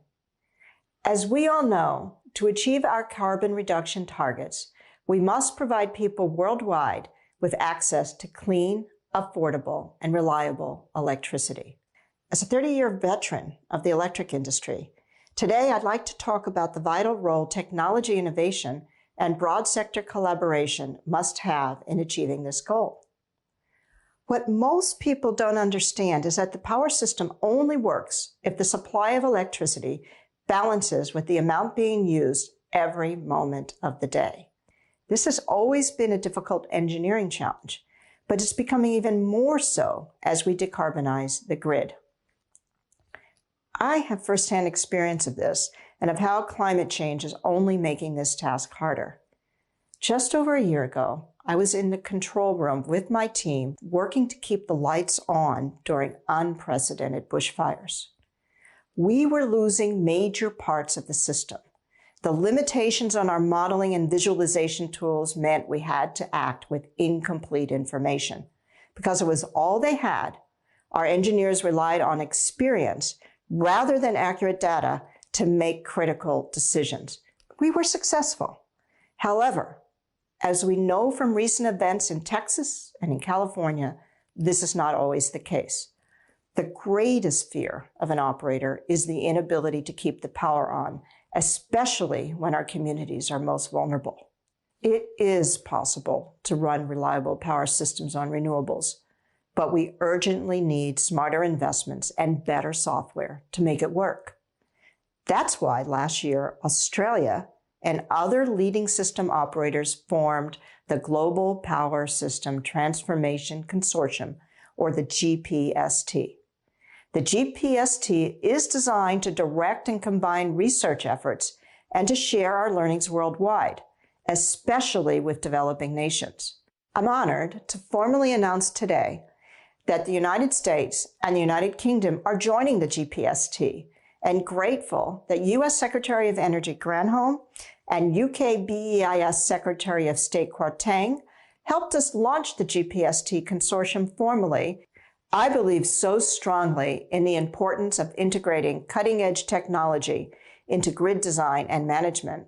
I left the energy industry to join X, Alphabet's moonshot factory, to lead their moonshot for the electric grid and be a part of Alphabet's industry-leading work to combat climate change and build a greener economy. Our team has been working with partners to develop the tools required to move our grids out of the industrial age and into the age of intelligence. I look forward to working with GPST members, governments, and industry leaders to make the moonshot of a clean, affordable, and reliable electricity system worldwide a reality. Thank you. Thank you, Audrey. Thank you for that terrific presentation and your exciting announcement about GPST. And thank you for reminding us of the very real and dangerous consequences of not doing this work and not innovating with urgency. So last but absolutely not least, it is my great pleasure to introduce Anna Borg, who has a long and distinguished career in the energy sector. Anna is the president and CEO of Vattenfall, a Swedish multinational power company, which has been a leading innovator in using green hydrogen to decarbonize highly emitting industrial processes. Prior to that, she was the CFO of this company, and as I said, has a long and distinguished career in the energy sector. Welcome, Anna. Thank you, Secretary, for the nice introduction. Thank you, President Biden and Secretary Kerry, for your leadership. With the United States now re-entering the global climate arena and the Paris Agreement, you can count on Sweden as a partner in this critical work. It is encouraging to hear that the United States is now joining the Lead It initiative. Vattenfall is one of the largest energy companies in Europe, with its origin and base in Sweden. A few years ago, Vattenfall embarked on a journey with a goal to enable fossil-free living within one generation. This is not our sustainability strategy, it's our business strategy, and it is sustainable. We are not just phasing out fossil emissions from our own operations, we are working in close partnerships with our customers to help them do the same. We have more than 100 years of experience of innovation and a large and growing portfolio of sustainable and fossil-free electricity. We believe we can drive innovation through electrification. 5 years ago, building on the Swedish heritage of cross-industry innovation, we began a partnership with leading mining and steel companies, LKAB and SSAB. Together, we created Hybrid, with the aim of producing the world's first fossil-free steel. The key is to replace the coal used in the existing steel-making process with hydrogen produced using fossil-free electricity. This is the biggest shift in steel-making industry in 1,000 years. Together, we have built a pilot plant in the Swedish town of Luleå, and this year it will produce the world's first fossil-free steel. Right now, we are taking the next step, a demonstration plant for large-scale production of iron sponge. This is no longer a vision, it's happening, and it has the potential to change the world. Hybrid is not the only initiative emerging from Sweden. There is a growing industry cluster around mining, steel, and new energy-intense businesses like battery production for electric cars. One of the main problems now is finding all the people needed to work in these industries and projects. The current technology development is dramatically driving costs down for CO2-free technologies. The single most effective tool in this transformation in Europe is the fact that there is a price for emitting CO2. This drives innovation. Vattenfall is partnering up to decarbonize also other sectors like refineries, transportation, mining and chemical industry. I commit to make sure that Vattenfall meets the targets in the Paris Agreement by phasing out fossil emissions from our operations and by enabling our customers to do the same. Transforming into a sustainable business is not only possible, it is the way to have a competitive edge in the future. And the future is not happening in 2050. All of us are creating it here and now. Thank you. Thank you. Thank you, Anna. Vattenfall is doing amazing work. The thought of producing steel without reliance at all on fossil fuel is very exciting, and it's just one of the many innovations that your company and other companies are moving on. So that concludes the portion of this panel for the non-governmental speakers. I will simply thank you all for participating. Thank you for your work. And again, I think that what we just heard from the private sector is how important it is for this to be a public-private nonprofit partnership the entire way through if we are going to do the work that is required. So thank you all. And with that, I will turn it back over to Secretary Granholm. Actually, I think we're turning it back over to Secretary Kerry. Thank you. Thank you for a rapid turnover. Gina, thank you so much for your stewardship. And Jennifer, likewise, you both brought special energy, no pun intended, to this session. And we're deeply appreciative for it. In a few moments, President Biden is going to rejoin, and he will lead the last session and be here throughout it as we hear about the extraordinary possibilities of the new economy. But let me just say very, very quickly about the session we just heard. I've been at this for a while, and I've sat and listened to people in many different venues, but I have to tell you, this was exciting. This was energizing. It was incredible to listen to what the leaders of Kenya, Israel, Norway, UAE, Singapore, Denmark were telling us is happening now. And what was fascinating about that is that each of those countries are smaller than the 20 that are providing 81% of all the emissions. So if ever there was an underscoring of the challenge that we face here, there are exciting things happening, unbelievable things happening. But as Dr. Birol reminded us, as a community of nations writ large, we are not getting the job done. And what President Biden decided when he determined to have this summit was the key must be the raising of ambition. Country after country has stepped up, but the test is going to be not in the rhetoric, as Dr. Birol said. It's going to be in whether or not we really buckle down and get this done. It's not a lack of capacity. It's an apparent lack of willpower in some places to move as fast as we are able to move. The bright future that waits us on the other side of this transition is what President Biden wants to focus on as the last session of this gathering. So without further ado, we want to get to that. I thank everybody for taking part in this particular session. And in a moment, we're going to listen to the economic benefits and jobs, the once-in-a-generation opportunity that we have to transition our economies and to do better for our people as well as for the planet itself. So we look forward to that session. Thank you.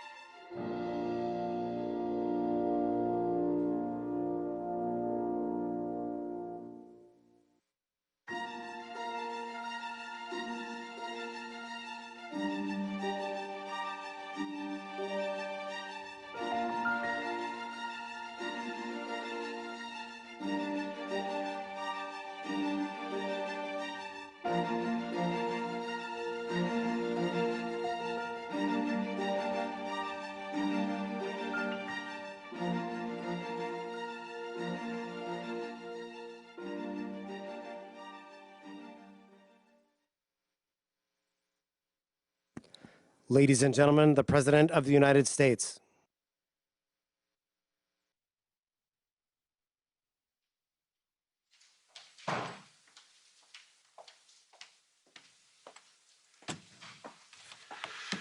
Well, welcome back. Thank you all again, all the world leaders who've joined us. Thank you for joining, and John, thank you for putting this together. We've made great progress, in my view, so far.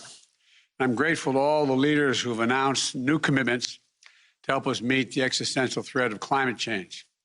This summit is a start of a road that will take us to Glasgow for the UN Climate Change Conference in November, where we're going to make these commitments real, putting all of our nations on a path to a secure, prosperous, and sustainable future. Today's final session is not about the threat of climate change poses. It's about the opportunity that addressing climate change provides. It's an opportunity to create millions of good-paying jobs around the world in innovative sectors. You know, jobs that bring greater quality of life, greater dignity to the people who are performing those jobs in every nation. For a line worker, electricians, utility workers, line transmission lines, connecting battery storage, and making our electric grid more modern. For automotive workers, building electric cars, trucks, and buses. Skilled workers installing and charging stations to accommodate them throughout our countries. Construction workers, engineers, insulators, upgrading our schools and commercial buildings and constructing new energy-efficient homes. Manufacturing workers building nuclear and carbon capture technologies, solar panels and wind turbines. And people working in the fields that we haven't even conceived of yet, on farms and on factories and in laboratories and universities, with things we haven't even thought of so far. This challenge and these opportunities are going to be met by working people in every nation. And as we transition to a clean energy future, we must ensure that workers who have thrived in yesterday's and today's industries have as bright a tomorrow in the new industries, as well as in the places where they live, in the communities they have built. When we invest in climate resilience and infrastructure, we create opportunities for everyone. That's the heart of my jobs plan that I proposed here in the United States. It's how our nation intends to build an economy that gives everybody a fair shot. As you heard in the last session, it requires investing in innovation. That's why I've asked the Secretary of Energy, my Energy Secretary, Jennifer Granholm, who you saw earlier, to speed the development of critical technologies to tackle the climate crisis. No single technology is the answer on its own, because every sector requires innovation to meet this moment. You know, this critical effort is going to propel the most impactful breakthroughs at home and around the world and lower the cost of we're paying now for polluting the air so badly. We're going to move to net zero and a transition in all countries. And look, every country will need to invest in new clean energy technologies as we work forward and to deal with net zero emissions. I am also very proud to announce that the United States is again becoming a key leader in mission innovation. We helped launch the program during the Obama-Biden administration, a pact between the world's largest economies to ramp up investments in clean energy research and development. And today, America is once again stepping into the leadership role. We will be joining in a partner for the nations in efforts to decarbonize critical sectors across the board, including industrial sector, where we'll join with Sweden and India in leadership in the leadership group for industry transition. The power sector, where we'll work alongside of the United Kingdom to spread progress and speed it up toward a carbon-free power system, both here and around the world. And in agriculture, the agricultural sector, where we'll launch the Agriculture Innovation Mission for Climate with the United Arab Emirates and other partners.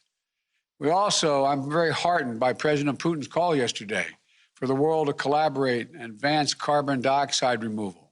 And the United States looks forward to working with Russia and other countries in that endeavor. It has great promise.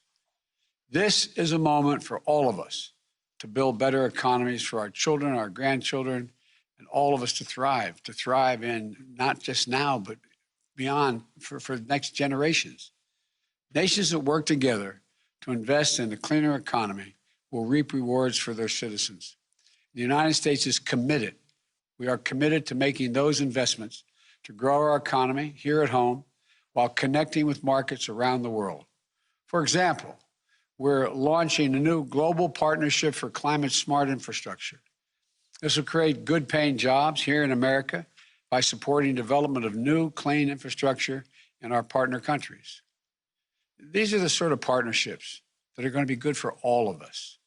And I think they'll have additional benefits just us working together. And today, I'm excited to welcome my counterparts in Spain, Nigeria, Vietnam, and Poland to share their thinking on how to realize the economic opportunities of the climate response. And we're going to be joined by labor and business community leaders from around the world to talk about what's happening in their communities around climate-related jobs. And I'm pleased to be joined by Secretary Buttigieg, Ambassador Tai, and National Climate Advisor Gina McCarthy, the chair of my National Climate Task Force. I look forward to our conversation and making more progress throughout the day. Thank you.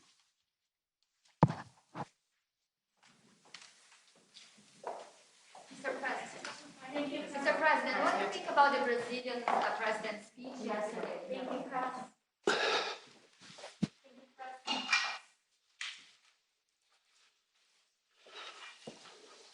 Okay.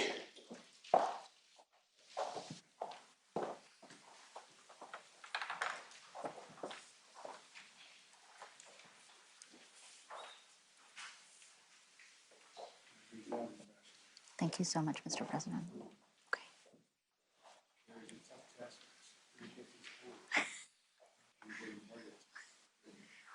Understood.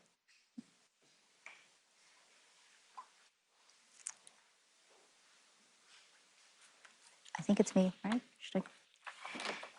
Thank you, Mr. President. It is now my pleasure to introduce the Prime Minister of the Kingdom of Spain, Prime Minister Sanchez. The floor is yours. Hello, Your Excellencies, distinguished participants. I thank President Biden for convening this summit, and I sincerely commend his renewed determination and commitment to the Paris Agreement and multilateralism. I fully agree that this is the only possible way to overcome what he defined yesterday as the existential threat of our time. Urgent and significant action is needed to fight the current climate emergency, and the European Union, including Spain, as one of its climate leaders, has been consistently working towards that goal.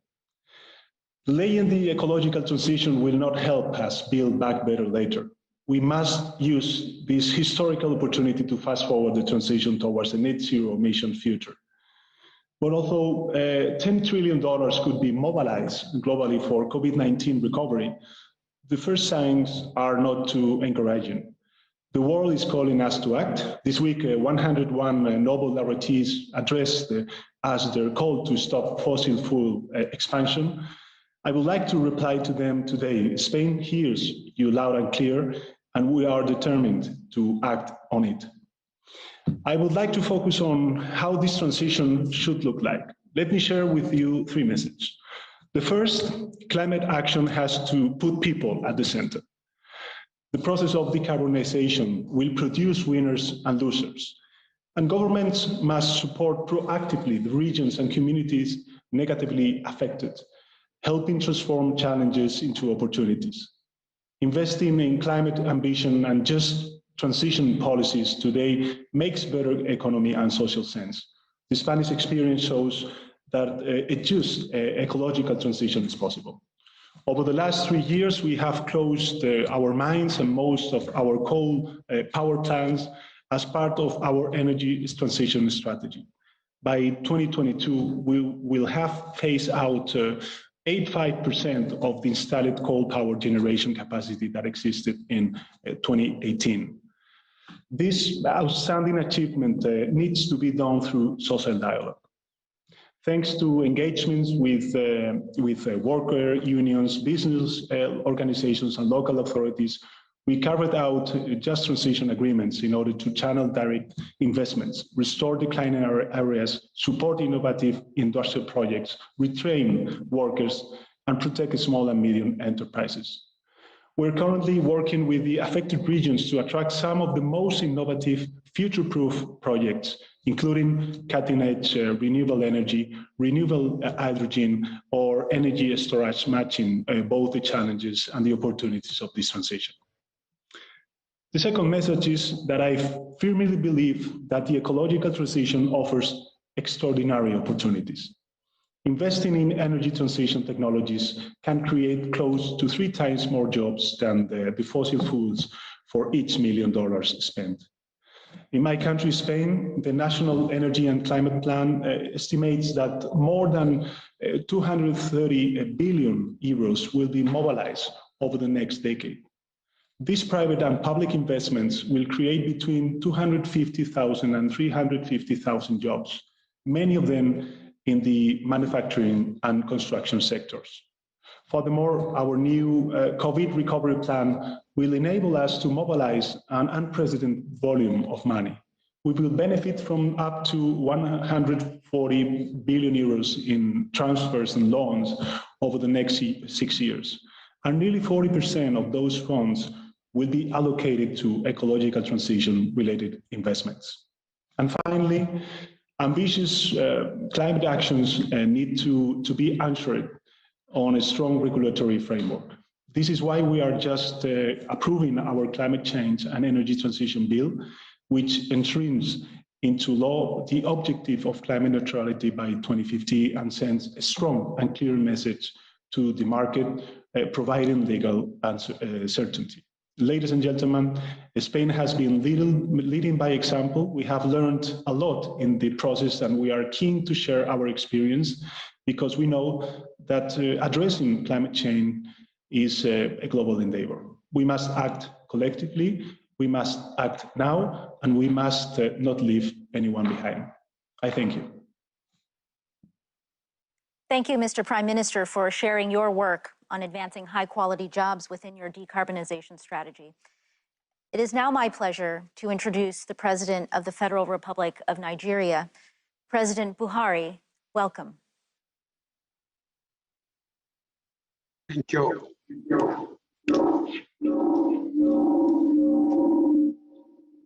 Your Excellency, President Joe Biden, Head of State and Government,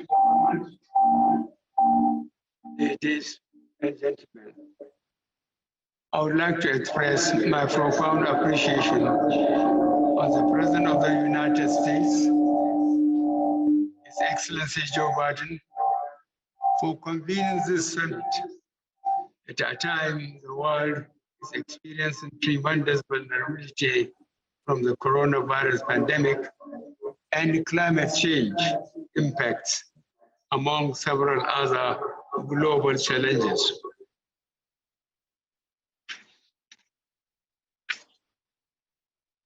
The issue of climate change has taken the front burner globally, as its effects can be seen and felt all around us, ranging from increased atmospheric temperature to irregular rainfall patterns, as well as sea level rise owing to the melting of glacial ice. Nigeria commends the Biden administration for the positive decision of returning the United States to the Paris Agreement. In addition to bringing about abundant green economic opportunities to the United States economy, the move further complements the larger transition process of global economies to low carbon development pathways.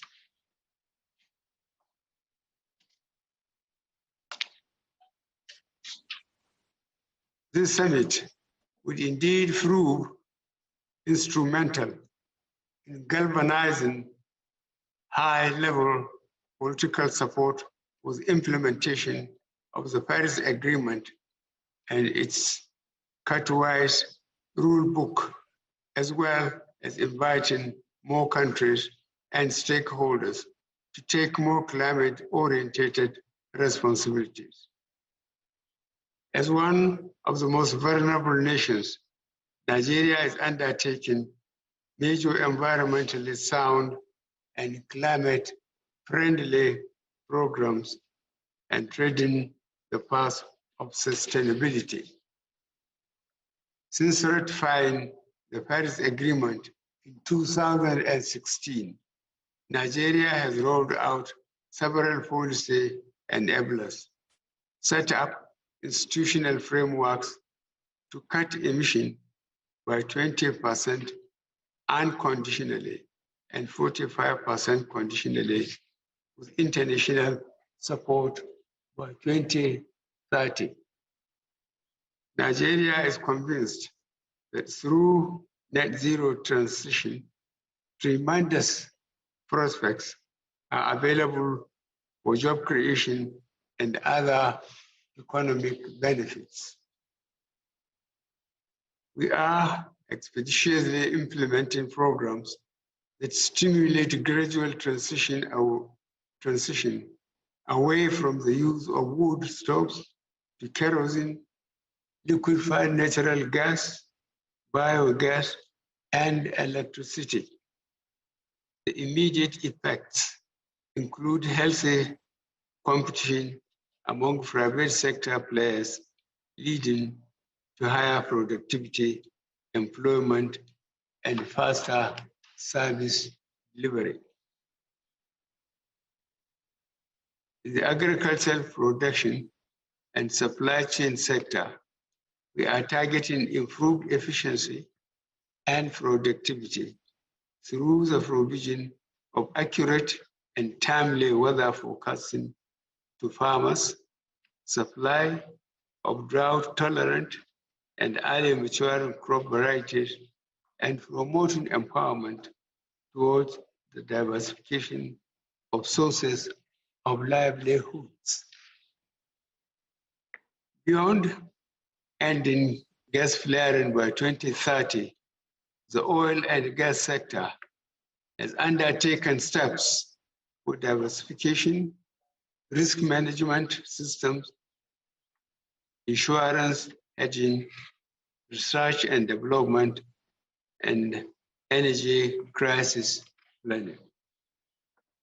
The Nigerian government in 2017 launched the Green Bond Program as part of its commitment contained in the Paris Climate Agreement signed on September 21st, 2016.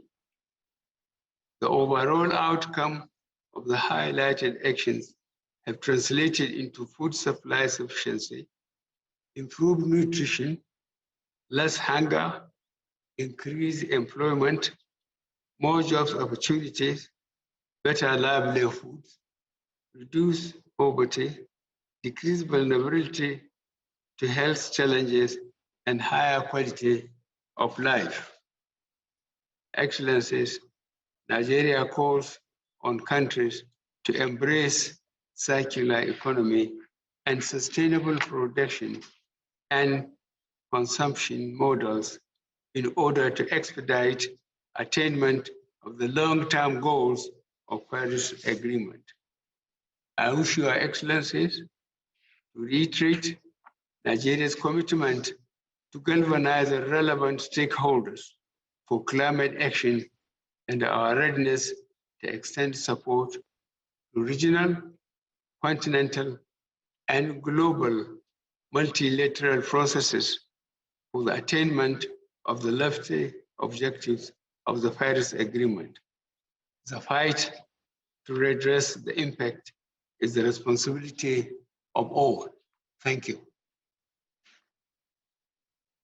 Thank you, Mr. President, for highlighting the incorporation of green jobs into the recovery from the health and economic crisis in Nigeria. It is now my pleasure to introduce the President of the Socialist Republic of Vietnam. President Phuc, we look forward to your remarks.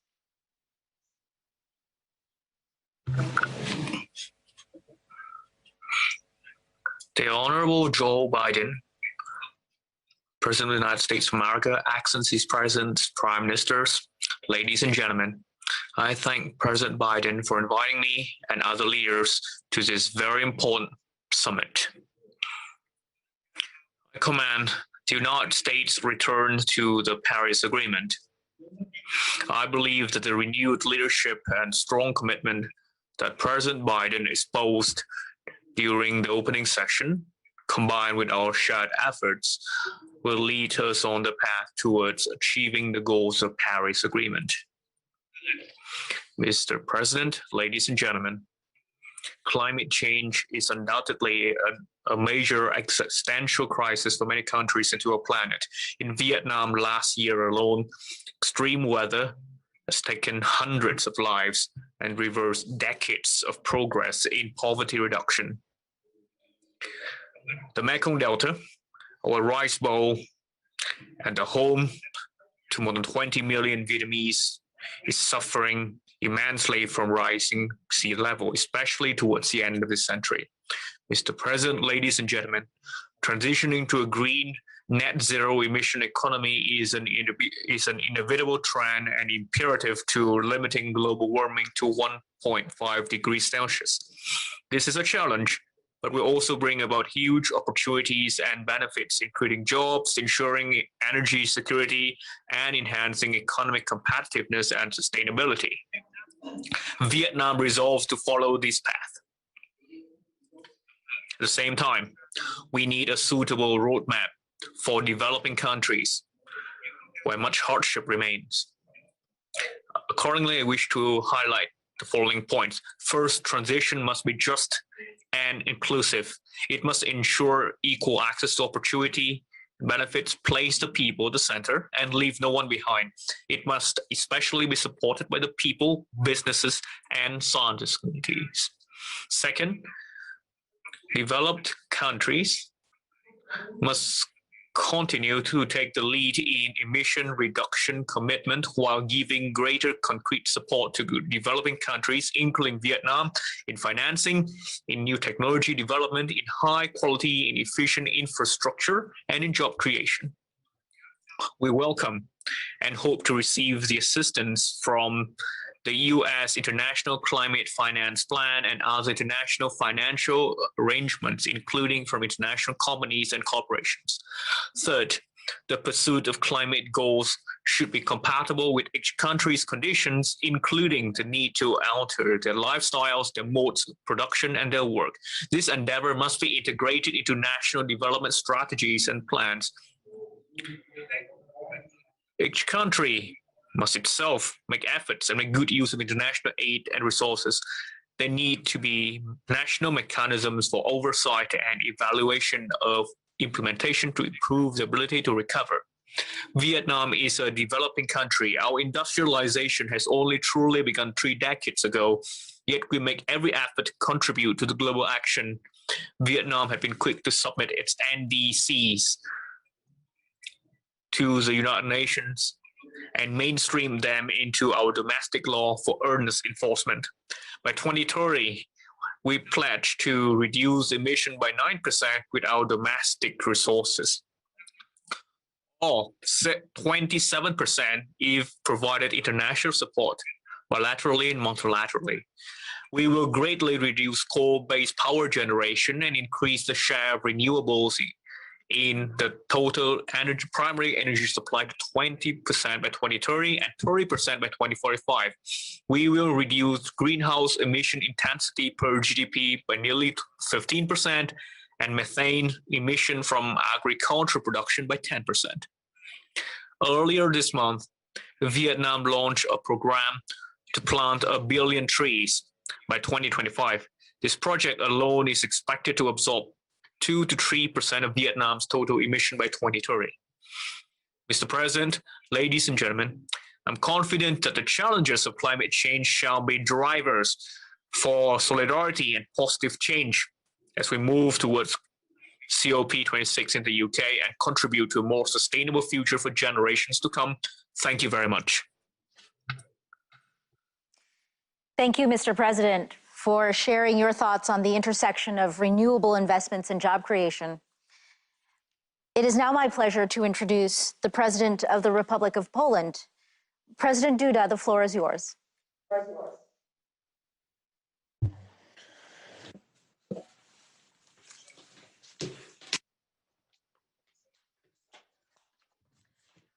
Distinguished President Biden, Excellencies, ladies and gentlemen, presidents, prime ministers, secretaries of state, advisors. First and foremost, let me start by thanking President Joe Biden for inviting me to the summit. Poland plays a very active role in the global climate policy. Let me just mention that it was with huge reduction surplus of CO2 that we managed to accomplish the commitments on the Kyoto Protocol from 1997. This surplus was the assumption of 6% reduction, and in our case, we managed to reduce by as many as 27% because the reduction was 33. 3 times Poland hosted climate COP conferences. In 2018, at COP24 in Katowice, we developed under the Polish leadership the Katowice Rulebook, as well as the Solidarity and Just Transition Silesia Declaration. This paved the way for the adoption of the Paris Agreement and allowed to enhance the importance of human dimension in the spirit of the principle that nobody should be left behind. The momentum given by Poland at COP24 has contributed to the European Union becoming the first global economy to adopt the goal of climate neutrality by 2050 and to further decrease its emissions by 2030 by at least 55%. Poland participates in these ambitious efforts. We are also pleased that a number of states have followed in the EU's footsteps. Let me mention that climate is the subject to which the 3C States Initiative attaches great importance. Poland is part of the 3C States Initiative, like other Central Europe countries located between the Baltic Sea, the Black Sea, and the Adriatic Sea. In recent days, I talked to the presidents of Slovenia, Mr. Borut Pahor, Lithuania, Gitanas Nausėda, and Bulgaria, Rumen Radev, who currently holds the presidency of the 3Cs initiative. In the 3Cs region, it is clear to us that we have to implement an ambitious climate policy based on the principles of just transition, taking into account the realities of our countries and the welfare of our societies. This is a challenge, especially there where there is a need to conduct deep economic changes, including the possible closing down of certain industrial sectors, such as coal sector. These are very serious challenges for states such as Poland or Bulgaria. Climate policy is going to be the subject of our discussions during our meeting in July this year, during the summit of 3Cs in Sofia, the capital city of Bulgaria. Let me stress, however, that all of us acknowledge climate goals set by the European Union, and all of us have ambitions to implement them. Ladies and gentlemen, by pure political declarations, we're not going to change the reality. That is why Poland plans to build a new zero-emission energy system over the next 2 decades, thanks to which the share of coal is going to drop from the current 70% to as little as 11% in 2040. This is not only an answer to the agreements within the European Union, but first of all, this gives the response to the expectations of the new generation of Poles, the young generation. This week, I met the Youth Climate Council, which brings together young representatives of NGOs in Poland who fight for natural environment and climate protection. They expect the implementation of ambitious climate goals, and at the same time, they are fully aware of the fact how difficult this road is. And perhaps I'm even more satisfied to communicate to you, ladies and gentlemen, that yesterday, in Poland, in our country, we entered into an agreement after a long social dialogue between miners, coal miners, and representatives of the Polish government. This agreement respects phasing out coal from the production of electricity by 2049. I believe, ladies and gentlemen, this is a huge success of the social dialogue that we've been having in Poland. This is also a great and ambitious plan for the future. If we consider that today coal to produce electricity in Poland is about 70%. Therefore, Poland will build a sustainable low-emission energy mix based on nuclear and renewable energy, as well as gas. Unless we apply all available technologies, the transformation of our energy system will simply not be possible.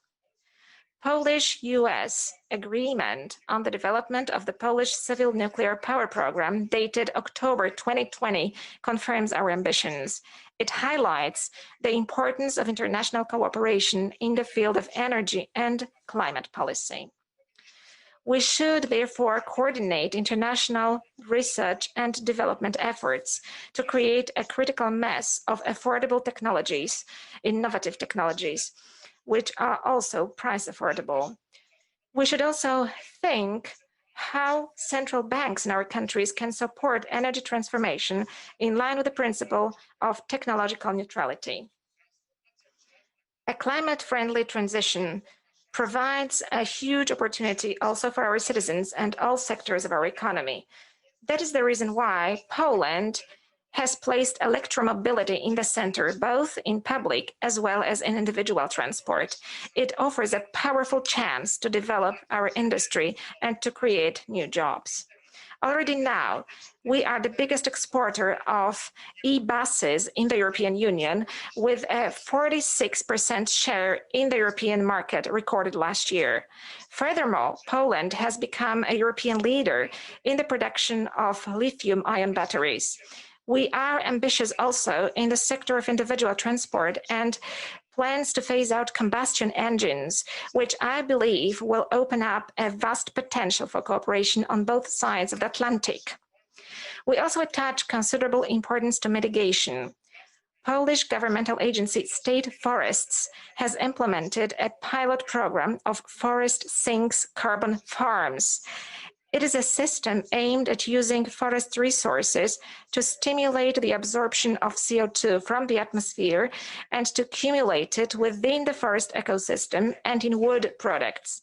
The concept of forest sinks carbon farms deserves, I believe, to be legitimized as part of international legal order.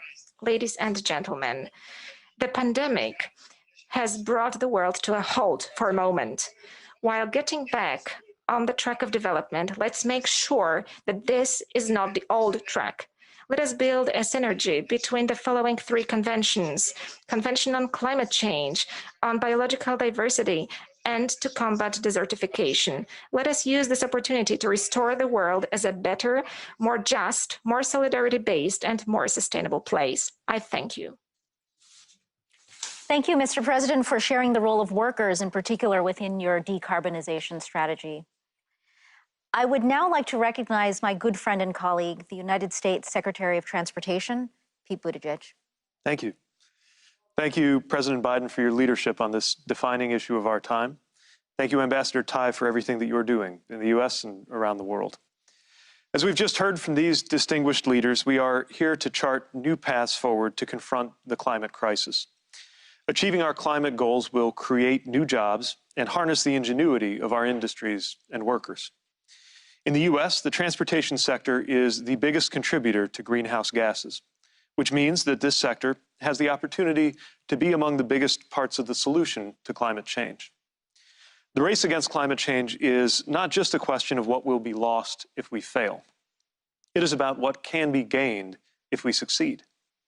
For nations that successfully transition to a cleaner economy, the result will be jobs and economic growth. We are certainly recognizing that potential in the United States. President Biden recently introduced the American Jobs Plan.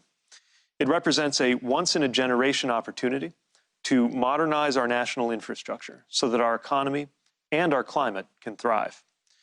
With its investments in electric vehicles, public transit, rail, road redesign for pedestrians, and sustainable, innovative materials, this plan will move us away from our over-reliance on fossil fuels and toward net zero carbon emissions. This plan is fundamentally an investment in our economy and our collective future. It will create millions of good jobs for the workers who will make our roads and bridges more resilient, lay new train lines, expand public transit, install electric vehicle chargers, and manufacture the vehicles that will depend on those chargers. And the majority of these new jobs will be available to workers without a degree. At least 40% of the benefits of the plan's climate investments will flow to underserved communities, which often bear the burden of transportation pollution and are at high risk of climate disruption. If our planetary warming exceeds 1.5 degrees Celsius, the impacts will be catastrophic for all of us. We still have an opportunity to prevent that if the depth of our commitment meets the urgency of this challenge before us. And that is why this gathering is so important. We are all in this together. Pursuing a net zero goal is not a zero-sum game. We all benefit if we succeed. If this pandemic has taught us anything, it's how interconnected we are and how capable we are of change. Successfully combating climate change and reaping the full economic benefits will depend not only on transportation, but on all sectors. Not only on creative ideas, but on workers literally building the future.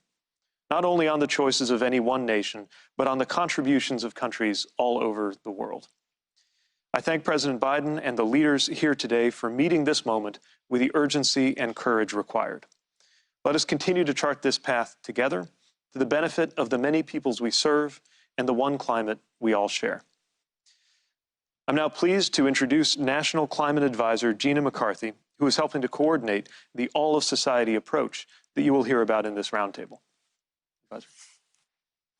Thank you for the introduction, Secretary Buttigieg, and for all of the work that you're doing. And I'm excited to have a chance to help moderate an outstanding panel of entrepreneurs and business people. So I'll keep my remarks short so we can dive right in. From the start, one of the guiding stars of our whole-of-government approach to climate action has been how we make the most of the opportunities that combating climate change actually presents to all of us.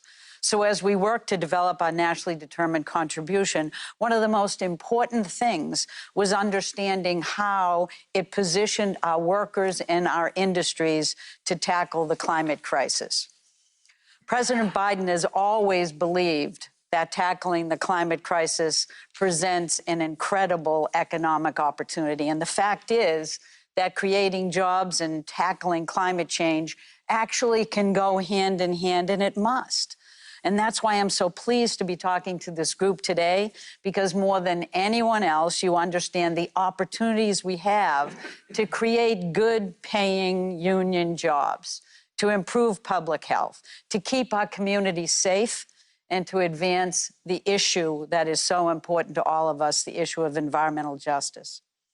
And you're showing that the opportunity is already here, and it's only going to grow alongside our ambition, so long as we invest in our infrastructure, in innovation, in our workers, and in our communities. And I'm excited to hear how you are already unlocking those opportunities. So let's dive right in to the conversation. So first, let me start with Sharon Burrow, the General Secretary of the International Trade Union Confederation. Sharon, you have a long history of advocating for workers around the world and have led the International Trade Union Confederation for over a decade. As the global voice for the world's working people, with over 200 million members in 163 countries, can you please share with us your vision for what ambitious climate action means for our global workforce? Thank you, and it's a pleasure to be with you. Let me congratulate President Biden for the leadership on climate. We really appreciate his commitment, not just to reduce emissions, which is vital, but to meet the climate challenge with jobs, climate-friendly jobs. This is central for a just recovery for the US, but also the foundation of a new social contract for working people and their families everywhere. Jobs, good jobs, union jobs with human and labour rights and living wages, with the freedom to organise and bargain collectively, with social protection to support people in times of crisis. That's at the heart of a just transition. To stabilise the planet with net zero economies by 2050, we all know we have to get at least half of the job done by 2030. but it cannot repeat past transitions that have left workers and their communities stranded. The labour movement fought for and won global rules for just transition, first in the ILO and then in the Paris Agreement. These mean that workers and their unions must be at the table as we plan the transition. And we know this means for every sector. The foundation is clean energy, but all technologies must be deployed in manufacturing, transport, agriculture, construction, services, and of course their supply chains. We know our cities are a vital part of the equation, and you have so many great mayors because they accept responsibility for 40% of emissions, and that the demand and supply relationships from those cities can generate sustainable production and services to fuel community renewal with decent work in rural communities in our own countries. And if global trade is reformed to meet the same sustainability standards with human and labour rights and compliance respected, indeed, around the world. As the Danish Prime Minister said, a good example of that right there in the US is the framework agreement between NABTU and Ørsted, a Danish wind company. It will secure good paying jobs and training for hundreds of thousands of US workers. It's a great example of just transition in action. Europe, led by agreements with employers and unions in Germany, Spain, and other nations, are committed to a Green Deal with just transition, underpinned by a social pillar of rights. Canada, Scotland, New Zealand, South Africa, Kenya, Senegal, Ghana, and many others are amongst those with examples of agreements or social dialogue towards a just transition that will actually get the job done. This must be the case everywhere if we're to leave no one behind. But the good news is that for every dollar or euro or unit of currency invested in climate transition, there are jobs. 10 jobs in renewable energy generates 5 to 10 jobs in the supply chains, and up to 3 times that in economies where good wages are spent by those workers and their families. And if the pandemic has taught us anything, it's that we also need resilience, and care is vital to that. Healthcare, aged care, childcare, and education. There are even more jobs here as we build livable, caring communities. We have the technology. We have the finance to get the job done. And if we share it with developing countries on top of vital debt relief, if every dollar of investment has an ESG lens, we will win the race for a just recovery and a sustainable future. But we need both ambition and the commitment on display here to a just transition with social dialogue in all those NDCs as we head towards the COP in Glasgow this year. I leave you with this commitment from the union movement. There are no jobs on a dead planet. We will work with everybody to build good jobs on a living planet. Sharon, that was incredible. Your passion is infectious. So next, let me go to Brett Isaac, the CEO and co-founder of Navajo Power. Brett, Navajo Natural Resources have powered and will continue to power the growth of the American West. This administration is committed to empowering tribal leaders in our collective efforts to tackle the climate crisis. So how has Navajo Power envisioned tribal community-powered climate solutions?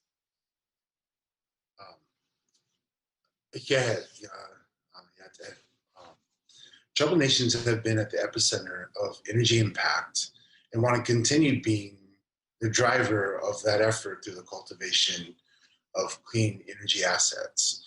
As a developer of large-scale utility projects, Navajo Power envisions creating the opportunity to take those workforces and economies that were so crucial to advancing America's growth and re-engaging them in a new energy economy to advance clean energy growth needed to address climate impacts.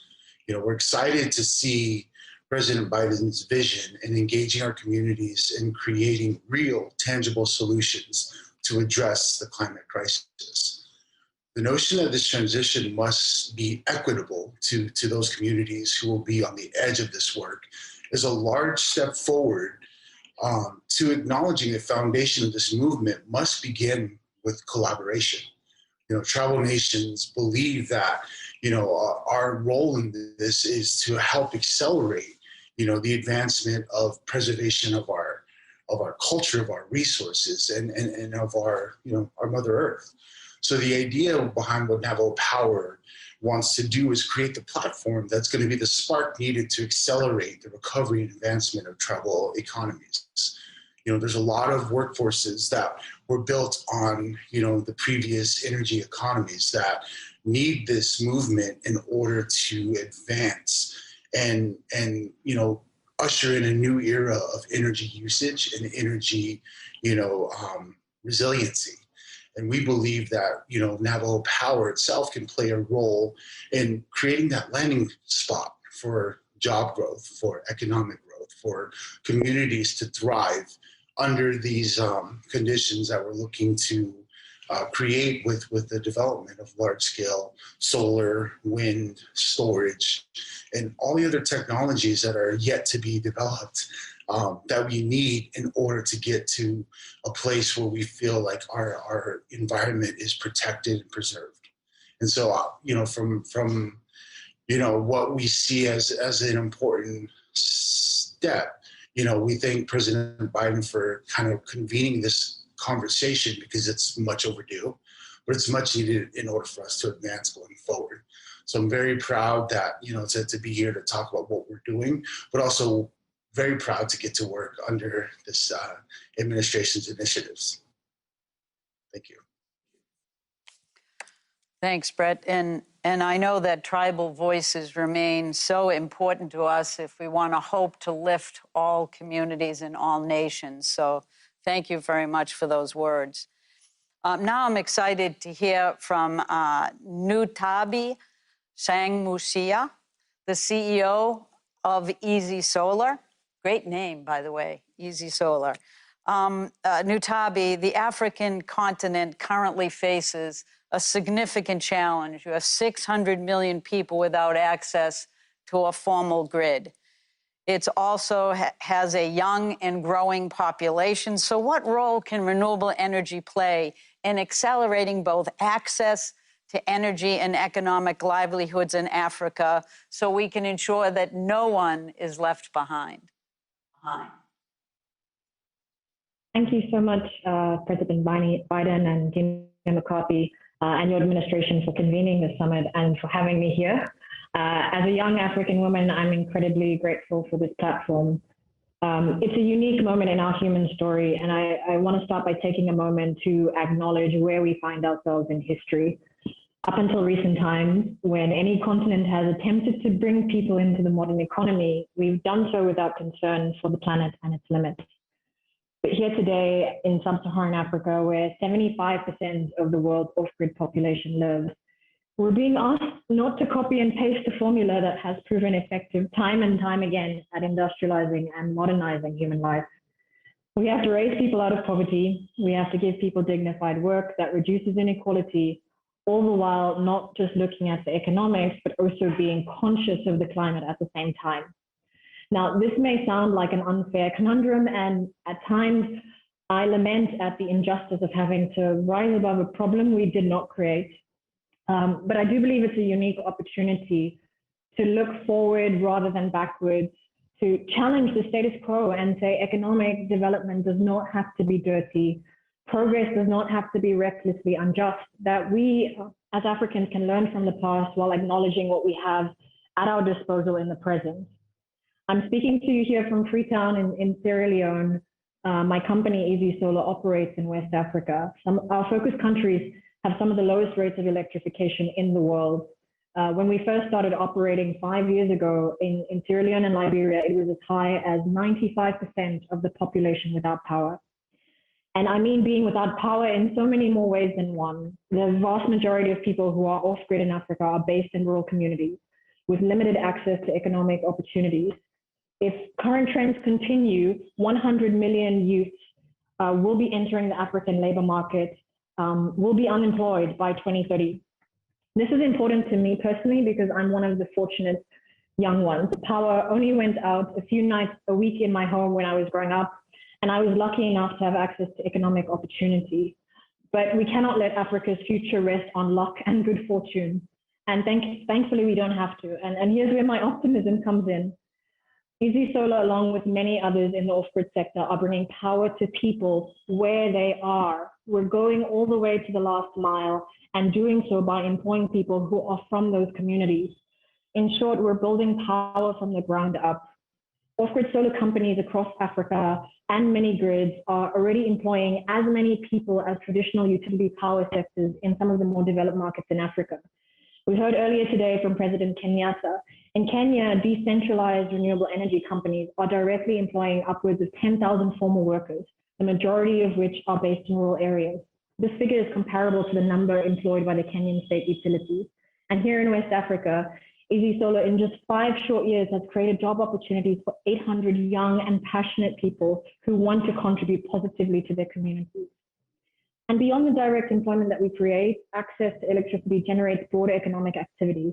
Some estimates put it as high as 5 times as many non-energy productive use jobs are created through access to electricity.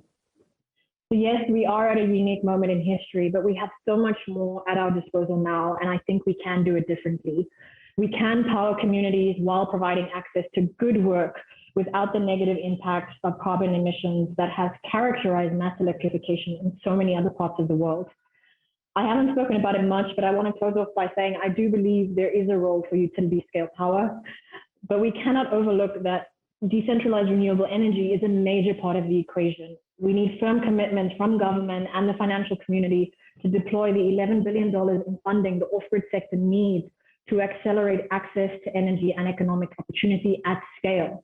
We need to mainstream these solutions that will be a major part of wiping out energy poverty in Africa, while providing a generation of young people with good work without harming the planet. I hope you'll join me and the rest of the sector, very excited about what we're doing in expanding the good work that has already been done to leave no one behind. Thank you so much.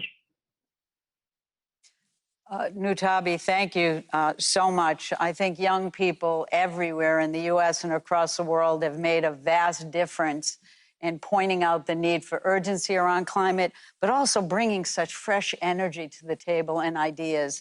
You're right, we have to look to the future, and it's yours. And we have to play our part, so thank you for that. Now let's turn to George Oliver, the CEO of Johnson Control. Hi, George. It's good to see you. George is chairing the Energy and Environment Committee at the Business Roundtable, and he's also leading Johnson Controls, one of the leading companies in the sustainable building space. George, how do you see the outlook of business on strong climate action, and what role can buildings play in tackling the climate crisis? Yeah, thank you, Ms. McCarthy, for leading this great discussion. And thank you, Mr. President, distinguished leaders and members of the cabinet. It is truly an honor to be here today. It is clear from the previous panelists that there are opportunities in communities, large and small, as we take action on climate, and there is a need for training to fill the good jobs being created. In my role as chairman and CEO of Johnson Controls, a global leader in smart, healthy, and sustainable buildings, we're eager to drive harder and faster to cut the 40% of greenhouse gases that come from buildings. The good news is that when we do that, the upgrades pay for themselves because we are cutting energy waste. I also have the honor of chairing the Business Roundtable Energy and Environment Committee.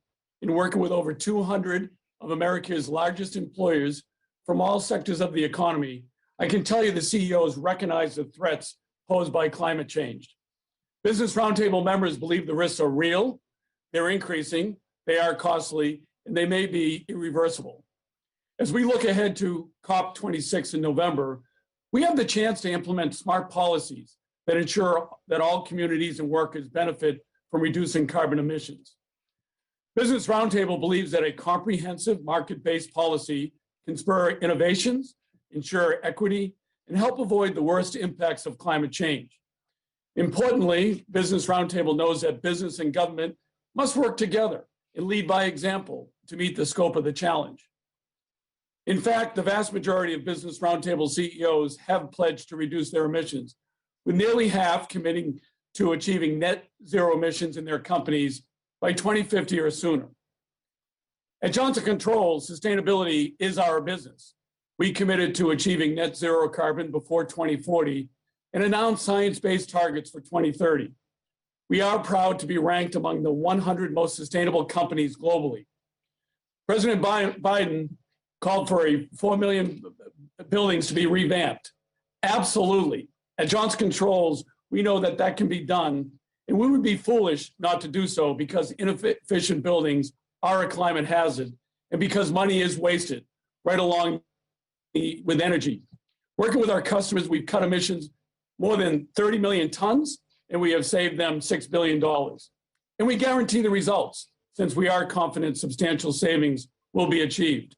With digital technologies like our OpenBlue platform, we are creating not only efficient, but net zero buildings, campuses, and whole communities.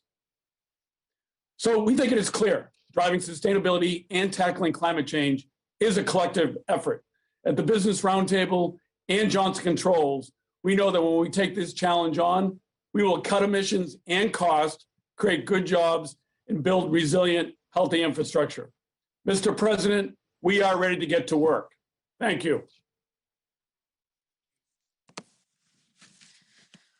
Well, George, thank you. It's incredible to have the Business Roundtable and your voice so powerfully partnering on this issue with us. And it means a lot, as well as your leadership at Johnson Controls. It's quite inspirational. Next, let's hear from Roxanne Brown. Hi, Roxy. It's good to see you. Roxanne is the International Vice President of the United Steelworkers. The United Steelworkers represent almost 1 million American workers in manufacturing and transportation and buildings and many other critical parts of our economy. Roxy, what can governments around the world do to ensure that we put workers right square at the center of our transition to clean infrastructure?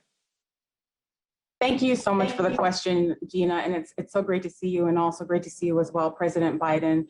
It's an honor to join this summit on behalf of the 850,000 members of the United Steelworkers Union in the US and Canada. And we really commend the Biden-Harris administration for actively seeking out the voice of labor in this really important discussion. And I would say that is the first part of my answer. Governments around the world can ensure that workers are at the center of a clean energy infrastructure by simply making room for us at the table, like you did today.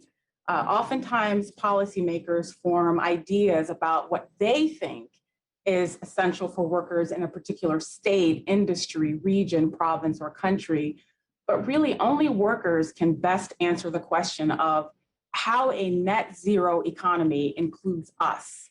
And I urge leaders around the world to engage in earnest and honest conversations with workers and unions as policies are being formed, and to understand that workers are key allies in shaping and moving policy and should not be an afterthought.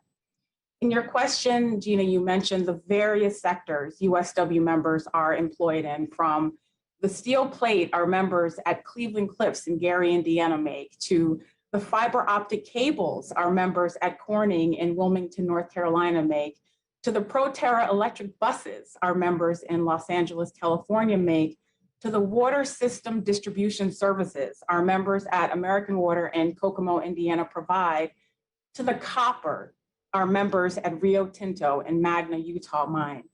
USW members literally supply America every day with the components, energy, critical materials, and services for our nation's physical and social infrastructure. And we recently kicked off a campaign called We Supply America to highlight the important role our members play. They're proud to do this work. Their families depend on the good, family-sustaining union wages and benefits attached to these jobs. And communities all across this country depend on the tax base those jobs provide to help fund our schools and libraries. We must strengthen our domestic manufacturing base and support its critical workforce here at home to manufacture the next generation of these technologies. In addition to expanding and sourcing from the domestic supply chain right here, with the right policies, we can incentivize industry to decarbonize and maximize energy efficiency by investing in technologies like carbon capture, direct air capture, renewable biomass, and combined heat and power.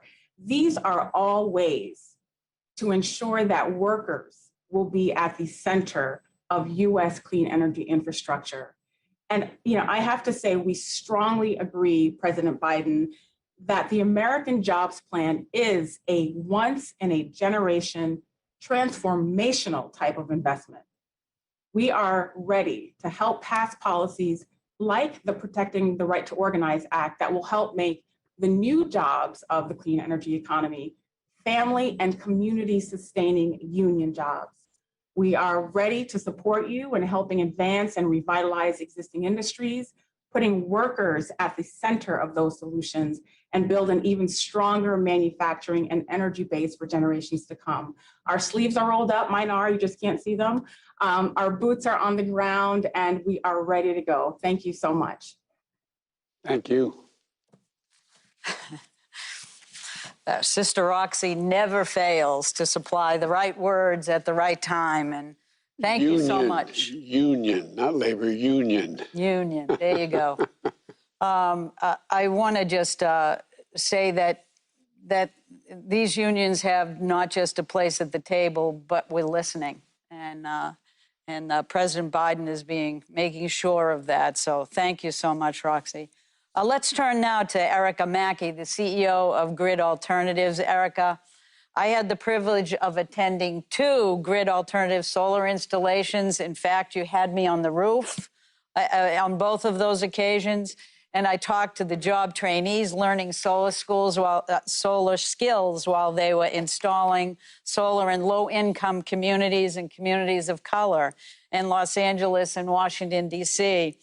So how does Grid Alternatives work illustrate how clean energy can be beneficial to all individuals and families in every community?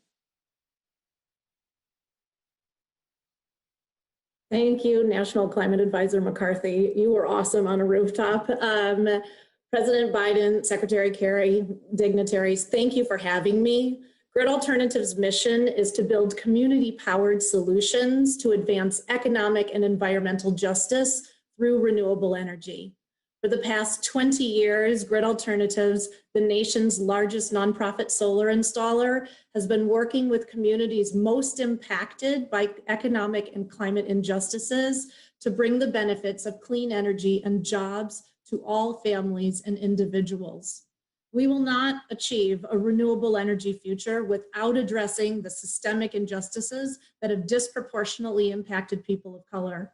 The benefits of renewable energy, clean air, long-lasting careers, lower energy bills must not be limited to the privileged. Yet, low-income communities and communities of color are usually left out of the conversations about our clean energy future, and I applaud the administration for the Environmental Justice Council. Grid Alternatives works coast to coast to push for policies that make solar energy and cutting-edge clean technologies available to everyone. By creating strong policy solutions that center the leadership of economic and environmental justice communities, we can ensure everyone benefits now and for generations to come. Clean energy can be transformative for the people, the planet, and the economy. A growing solar energy industry needs skilled workers at all levels. Solar jobs are meaningful and pay well. With Grid Alternatives hands-on training, individuals learn solar skills while participating in real-world solar installations. We make training opportunities accessible to groups that are traditionally underrepresented in solar, including women, people of color, those impacted by the criminal justice system. Our graduates jumpstart lifelong careers, connecting with employers or starting their own successful business ventures. Clean energy, together with energy storage, electrification, and other technologies, is necessary for both climate mitigation and climate adaptation. While replacing polluting energy sources, clean energy investments also benefit health. Clean energy makes us more resilient to the increasingly common disasters brought on by the climate crisis. Families depend on electricity for medical equipment and food. When the power goes out, local solar and storage can save lives. Families harmed most by fossil fuel pollution and climate destruction also pay more of their incomes for the very energy systems causing those harms, another source of economic instability. Those most impacted by fossil fuel pollution, climate-induced disasters, and burdensome energy costs must be first from climate solutions. They must benefit first, not as an afterthought. Energy agency and ownership must and can be put in the hands of communities through clean energy transition. We need to include everyone in climate solutions. We need climate justice. Grid Alternatives envisions a rapid, equitable transition to a world powered by renewable energy that benefits everyone. Our experience on the ground shows that this critical opportunity is possible with collective effort. Done a good job. Erica, thank you very much. I know Grid Alternatives always reminds us that clean energy is not a luxury for a few, it's a necessity for all of us, and thank you for advancing that. Now let's hear from Jack Allen, the CEO of Proterra, who I'm sure the president remembers was gracious enough to virtually host him just a few days ago. Jack, Proterra manufactures half of the U.S. electric bus market, which is pretty amazing. And as you know, funding for electric school buses is a priority in the American Jobs Plan. You know, electrifying our bus fleet is good for the planet, good for community health, and good for jobs. So what role do you see the federal government playing in spurring the demand for zero-emission electric vehicles, including school buses? Before you talk, Jack, I want to thank you for spending some time with me. And I told you I used to drive a school bus. So I want to drive one of your electric school buses, okay? I got a license. I used to have my, anyway, okay? That would be just great, Mr. President. And thank you, National Climate Advisor McCarthy. And of course, Mr. President, from all of us at Proterra, having the opportunity to be with you twice in 1 week is quite incredible. So thank you all very much. Now, Proterra is grateful for the government's longstanding support of electric transit buses and zero-emission transportation. We delivered our first electric transit bus over a decade ago to Foothill Transit with the support of funding from the 2009 Recovery Act. So building on these early deployments, the federal government increased support for zero-emission electric transportation through programs like the Federal Transit Administration's Low and No Emission Vehicle Program. LONO provides funding to state and local governments to acquire zero-emission transit buses and has been responsible for funding hundreds of electric transit buses across the nation, from Juneau, Alaska to Miami, Florida. It really wasn't that long ago that the questions many were asking was whether the transit market would even move towards electrification. Well, that question's been answered.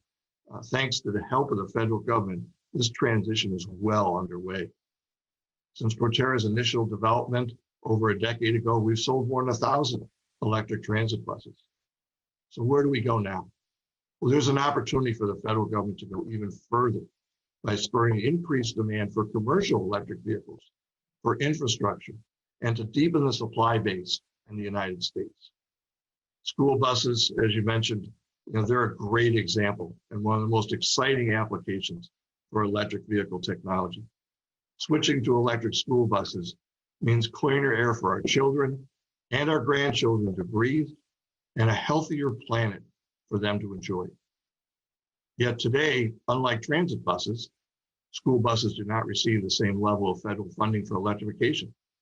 So federal programs like LONO can help serve as a roadmap to accelerate the electrification of other commercial vehicles, such as electric school buses and delivery vehicles.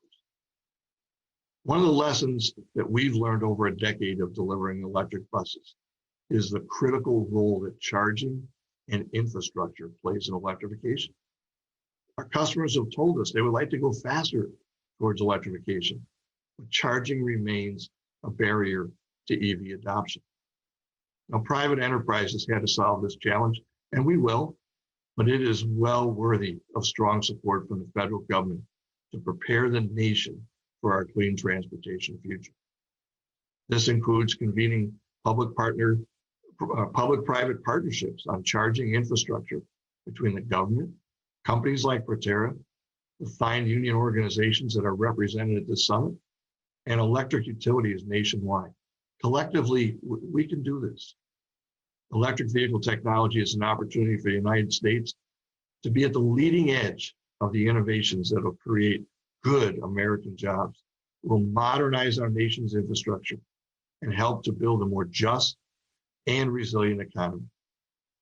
With over 600 employees nationwide, including, as Roxanne said, many represented by the United Steelworkers, we've experienced firsthand at Proterra. We believe the technologies that we need to meet global demand for zero-emission transportation can and must be built right here in the United States, including cell manufacturing. Well, thank you for the opportunity to be with you today. Well, what a wonderful thrill for all of us at Proterra. Thank you. Thank you. George, thank you. Thank you for all of your commitment to our kids and to our cities and making the air cleaner. As a grandmother of 3 young kids, I very much appreciate it. So thank you for that. And I think, Mr. President, as you know, your American Jobs Plan is going to go all in on building the charging infrastructure that we need. That's going to allow George to expand his business and all of us to. The guy's going to build it we're about to hear from. All right, let's move on because I'll tell you that we want to talk to Lonnie Stevenson right now. Lonnie is the president of the International Brotherhood of Electric Workers, and he is last but certainly not least because he's a major player in looking at how we can actually build his union with almost 800,000 skilled members across the wide variety of fields. They will build our country moving forward as well. Lonnie, what do energy workers need to see in order to feel really confident that they will not be left behind in a transition to cleaner power generation? Well, thank you, Advisor McCarthy, and thank you, Mr. President. And thank you for your invitation, and thank you for hosting this event today. This is such a critical question. As you've made clear again and again, fighting climate change isn't just about cutting carbon emissions, but creating good jobs. And creating good jobs means, above all, creating union jobs. As the president of the largest energy union in all of North America, my members work in every sector that's out there, from coal and gas to wind and solar, from nuclear and power transmission and delivery. These are good union jobs, jobs that are the foundation of a strong middle class and healthy communities. It's folks like my members that are leading the clean power revolution. Keeping them at the center of the clean energy industry requires lawmakers and regulators to take some key steps. First, we must tie all federal clean energy investments, from direct infrastructure spending to tax credits, to strong labor protections. Protections like prevailing wage laws, which promote higher incomes, safer work sites, and increased productivity. Protections like Buy American provisions that make sure the push for zero carbon energy results in more domestic and manufacturing jobs, such as those that would be created by the production of HALEU fuels that are needed for the next generation of nuclear reactors. Mr. President, I know that you've laid out an ambiguous plan to build a massive network of electric vehicle charging stations with journey-level electricians who are certified by the Electric Vehicle Infrastructure Training Program. That means hundreds of thousands of good new union construction and manufacturing jobs. And protections like stronger collective bargaining rights that give all energy workers the right to freely join a union. Many existing energy jobs are good jobs for one reason, and that's because they are union jobs. But the truth is, not enough solar, wind, and other renewable power are union jobs. That's why passing the PRO Act is so important. This legislation would make it easier for workers to exercise their right to join a union of their choice, and harder for the employers to interfere with that right. I know that you support that, Mr. President, and I hope the U.S. Senate will move on it soon. We also need local hire requirements that's tied to all projects that receive federal investment. These provisions increase racial and gender diversity in the energy and construction workforce.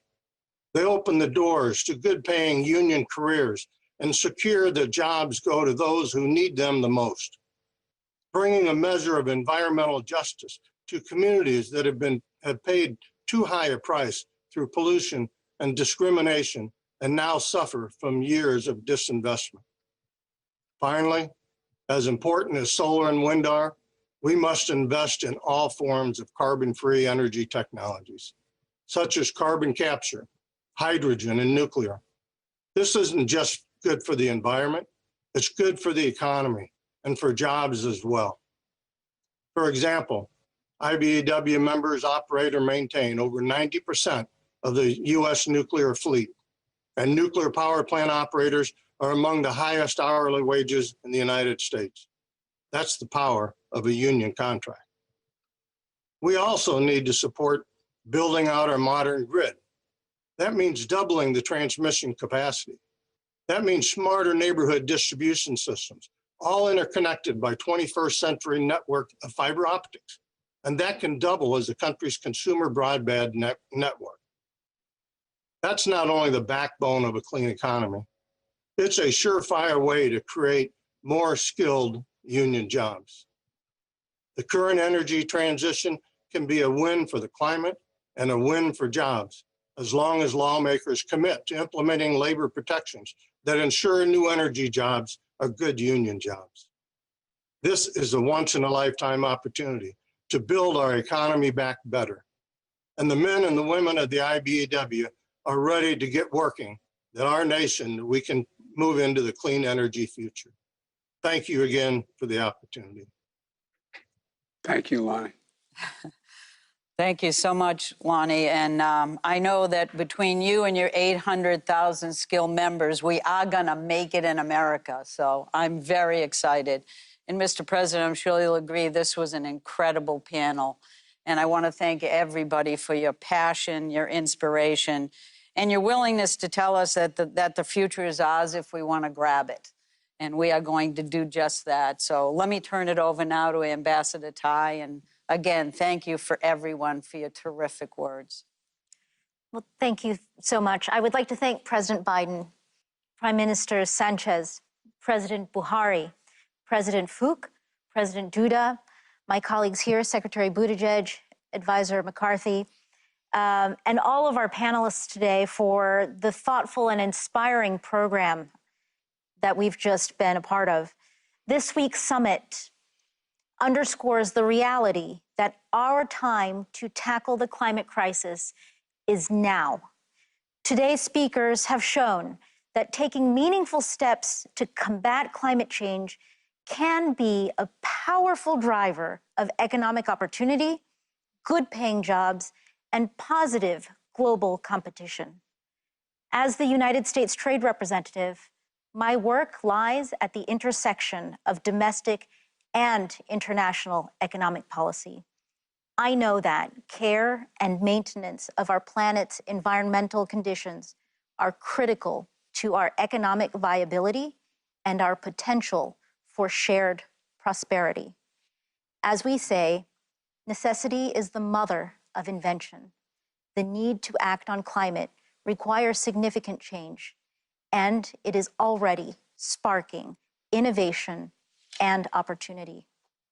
We can build on these beginnings towards a future that is cleaner and brighter, with new market opportunities and high-paying, quality jobs. And we must do so in a way that advances equity for underserved and marginalized communities. As countries around the world determine their domestic measures for decarbonization, environmental conservation, and clean energy, trade policy can be a powerful tool to create the incentives for positive competition and a race to the top in realizing our collective prosperity. Historic approaches and new initiatives, like those discussed today, and the proposals included in the American Jobs Plan, the Empowering People Clean Energy Initiative, and plans for zero emissions transportation and transshipment, all of these clearly demonstrate that innovative and dynamic solutions are within our reach. Most importantly, today's discussion offers us hope, ideas, and an invitation to join forces to do our part, realize the goal of transitioning to net zero by 2050 in order to preserve and protect our planet and create economic opportunities for our children and their children. Now it is my pleasure to turn to Special Envoy Kerry for some final thoughts. Before you go, John, can I add one thing to this panel, if I may? You know, every once in a while, you are confronted as a government official, a business leader, a labor leader, with a real problem. And it doesn't take you long to figure out how to turn it into an opportunity. One thing, John, everybody talked about today was, is there anything else you could think of that could create as many good jobs going in the middle of the 21st century? I mean, think about it. What else could there be that would have the opportunity to create so many jobs while doing so much good? Every single one of you, the business leaders, labor leaders, foreign leaders, foreign leaders, leaders of the other parts of the world, every one of you, you talked about this in terms of jobs. It's astounding. And I think this is part of that sort of fourth industrial revolution here. This is an opportunity to, in the process this time of doing the right thing and creating jobs, of actually bringing our countries closer together. Because it is in our interest, just like, excuse the colloquial reference, but my mother would always say when something very bad would happen in our family, out of everything bad, Joe, something good will come if you look hard enough for it. Well, we're seeing that with the god-awful crisis where we lost millions of people to COVID-19. You see the collaboration we never had before that I haven't. I've been doing this a long, long time. And it makes us realize that you can't build a wall high enough to be able to keep out whatever that next virus is. You have to take care of the virus where it originates, no matter how small the country, no matter how wealthy, no matter how poor it is. And I know that's why, for example, we're working like the devil to get to a point where we can export vaccines. But think of this as well. Every one of you, the last 2 days, have talked about the need for us to collaborate. I found it fascinating that, and I happen to agree with him, that, you know, President Putin and I have our disagreements, but he's talking about how you capture carbon from space. John, you and I have talked about that. The whole notion that it makes overwhelming sense, as much as the president of Russia and I disagree, that two big nations can cooperate to get something done, and this time get something done that benefits everybody. It's not like we're arguing whether or not one nation is going to be better benefited or worse impacted by what we do. And so I just think that if we can keep the focus on the jobs we're going to create, the economic opportunity, the growth, and in my country at least, on union jobs, to provide the ability to raise the economy, raise the GDP, raise every part of who we are. I think this is just an incredible opportunity. Incredible opportunity. I've been working with the Business Roundtable, which is, the idea of the Business Roundtable and the AFL-CIO working together when I came to politics years ago was non-existent almost. But we see the opportunities here. I hope we don't lose focus here, lose the sense of how much we can do together by helping ourselves. We're helping ourselves, we're helping others in this endeavor. It really is important. And I just want to say one thing to Bird of the Navajo Nation. Let my wife come home. She likes the Navajo Nation too much. She keeps being out there. She's been out there for 2 days. She was out there before. I don't know. You know what I mean? I called her. I said, where are you? She said, oh, I'm staying another day. So, let her come home, okay? I don't want her, that's too far for me to commute. I shouldn't be so. But anyway, look, this is about what we can do together. And I'd be remiss if I didn't say, I don't consider you're all giving me a lot of credit for convening this. I wouldn't have convened this had I not had the overwhelming help, support, and initiative from former Secretary Kerry, my good friend. He feels this in his bones. This is to him something that is consequential, and he knows a lot about it. So you're going to continue to see a lot of all of us here. But anyway, I just want to thank you, John, before this panel got shut out, because and by the way, first person I went, I got in trouble because was Biden really going to do something about the environment? First person I went to was to Lonnie Stevenson, IBW, because I'm so sick and tired of people talking about how we get this done and don't care about jobs. And it was Lonnie who stepped up, and labor stepped up, and business is stepping up. So I want to thank you. Okay, sorry, John, for being so colloquial, but thank you. Mr. President, thank you. Thank you for your personal comments, but more importantly, thank you for your leadership, because we wouldn't be here without you having had the courage and the readiness to take this on and tackle tough issues. If I may, I just want to thank Ambassador Tai, and I want to thank Secretary Buttigieg and my cohort, my colleague from Massachusetts, Gina McCarthy. Mr. President, it is your vision that set out to convene this summit, not 100 days into your presidency.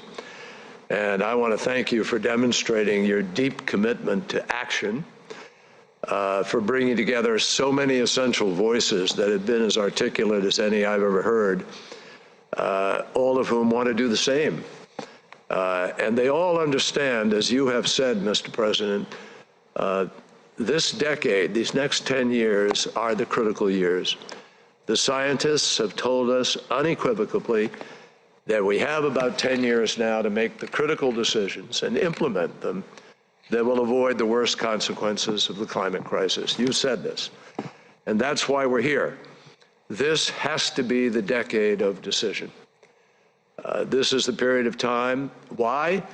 Because only if we reduce sufficiently in this decade can we keep alive the vision of 1.5 degrees, and can we achieve 2050 net zero. So, Mr. President, as we approach the end of this summit, this Leaders Summit on Climate, let me again thank all of the leaders and participants who have joined us over the past few days, as well as those who are tuning in at home and all over the world. We're deeply appreciative. We're very, very grateful for your partnership, all of you, all of the countries represented here. We are going to continue these conversations over the course of the next months. We have 6 months plus to Glasgow. And as President Biden has said, and I can affirm again and again, and many of you have said to me, Glasgow is the last best hope we have to galvanize the world to move in this direction and get the job done. And what President Biden and all the rest of us hope this summit has done is shown, particularly in these last two panels, this is a plus. This is an economic bonanza. This is an opportunity to have the greatest beneficial economic transformation since the Industrial Revolution, and we've learned a lot since then. So we will continue on the road to Glasgow at the direction of President Biden. Mr. President. Well, John, thank you. As we close this historic summit, I want to take a moment to thank the world leaders and all the participants from around the globe who have joined together to confront the existential threat of climate change. There's no threat like it. Over the last 2 days, I think we made some important progress. And in the spirit of increasing efforts to address climate change globally, we're launching an initiative to help developing countries strengthen their climate efforts while achieving their development goals. And that's going to mean money. Yesterday, I announced the United States made a new commitment under the Paris Agreement to cut our emissions by 50 to 52% by the end of this decade. And we'll get there by investing in American workers, American jobs, American infrastructure, and building a stronger and more resilient economy. We also welcome the ambitious targets announced this week by two great partners. My good friend, the Prime Minister of Japan, Prime Minister Suga, announced that Japan will cut emissions by up to 50% below the 2013 levels, almost doubling their current target. Prime Minister Trudeau, another good friend from Canada, will reduce emissions by as much as 45% below the 2005 levels. These announcements came on top of a demonstrated leadership and strong existing targets set by the European Union and the United Kingdom. And together, these commitments mean that half of the world's economy is now committed to pace the action that we need, at a pace we need, to limit warming to 1.5 degrees, an amount beyond which scientists tell us, if said 1,000 times, all of us could be at a point of no return. We also heard encouraging news, announcements from Argentina, Brazil, South Africa, and South Korea. And I'm looking forward to working with India's Prime Minister Modi in a new partnership to achieve our climate and energy goals, making this a core pillar of our bilateral cooperation. And the commitments we've made must become real. Commitment without us doing it, it's just a lot of hot air, no pun intended. You know, we must implement these commitments, accelerate them, and innovate and invest in order to reach them. And we need to work together, once again, to build a clean energy future that delivers good jobs and overcomes the threat of climate change. Investing in innovation and in our people, raising our ambitions, ensuring every nation does its part. And we'll meet again in Glasgow in November for the UN Climate Conference. I believe we're going to meet those moments. I think we're going to meet the moment that we've all been talking about, to make this commitment and to keep the commitment. It's an economic imperative. I think it's a moral imperative to future generations. Here in America, there's never been a challenge we couldn't meet if we put our minds to it and did it together. I hope your countries feel the same way. I know we can do this. I know we can do this. Thank you for your commitment. Thank you for joining the summit. And thank you for stepping up to confront this crisis before it's too late. I know we can seize the opportunities of a cleaner, stronger, and more resilient economy and deliver the benefits to people in each of our nations. So I look forward to working alongside you to confront the climate crisis, to build a better world for all of our children and grandchildren. We're going to do this together. Thank you all, and may God bless you, and let's get to work. Thanks again. Thanks, everybody.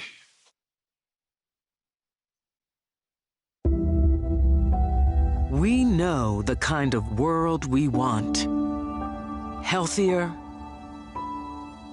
safer, more sustainable, equitable, where nature thrives, communities are healthy, and opportunities are plentiful. We know we can create this world. The challenge is profound, and we must move faster than ever before. but the world is ready for action. We can limit climate change with a singularity of purpose. Every nation united in commitment, ready to measure success with progress, not promises, and ensure that when the story of our time is written, we will have met this moment. We can do this. We must do this, and we will do this. The time for action is now.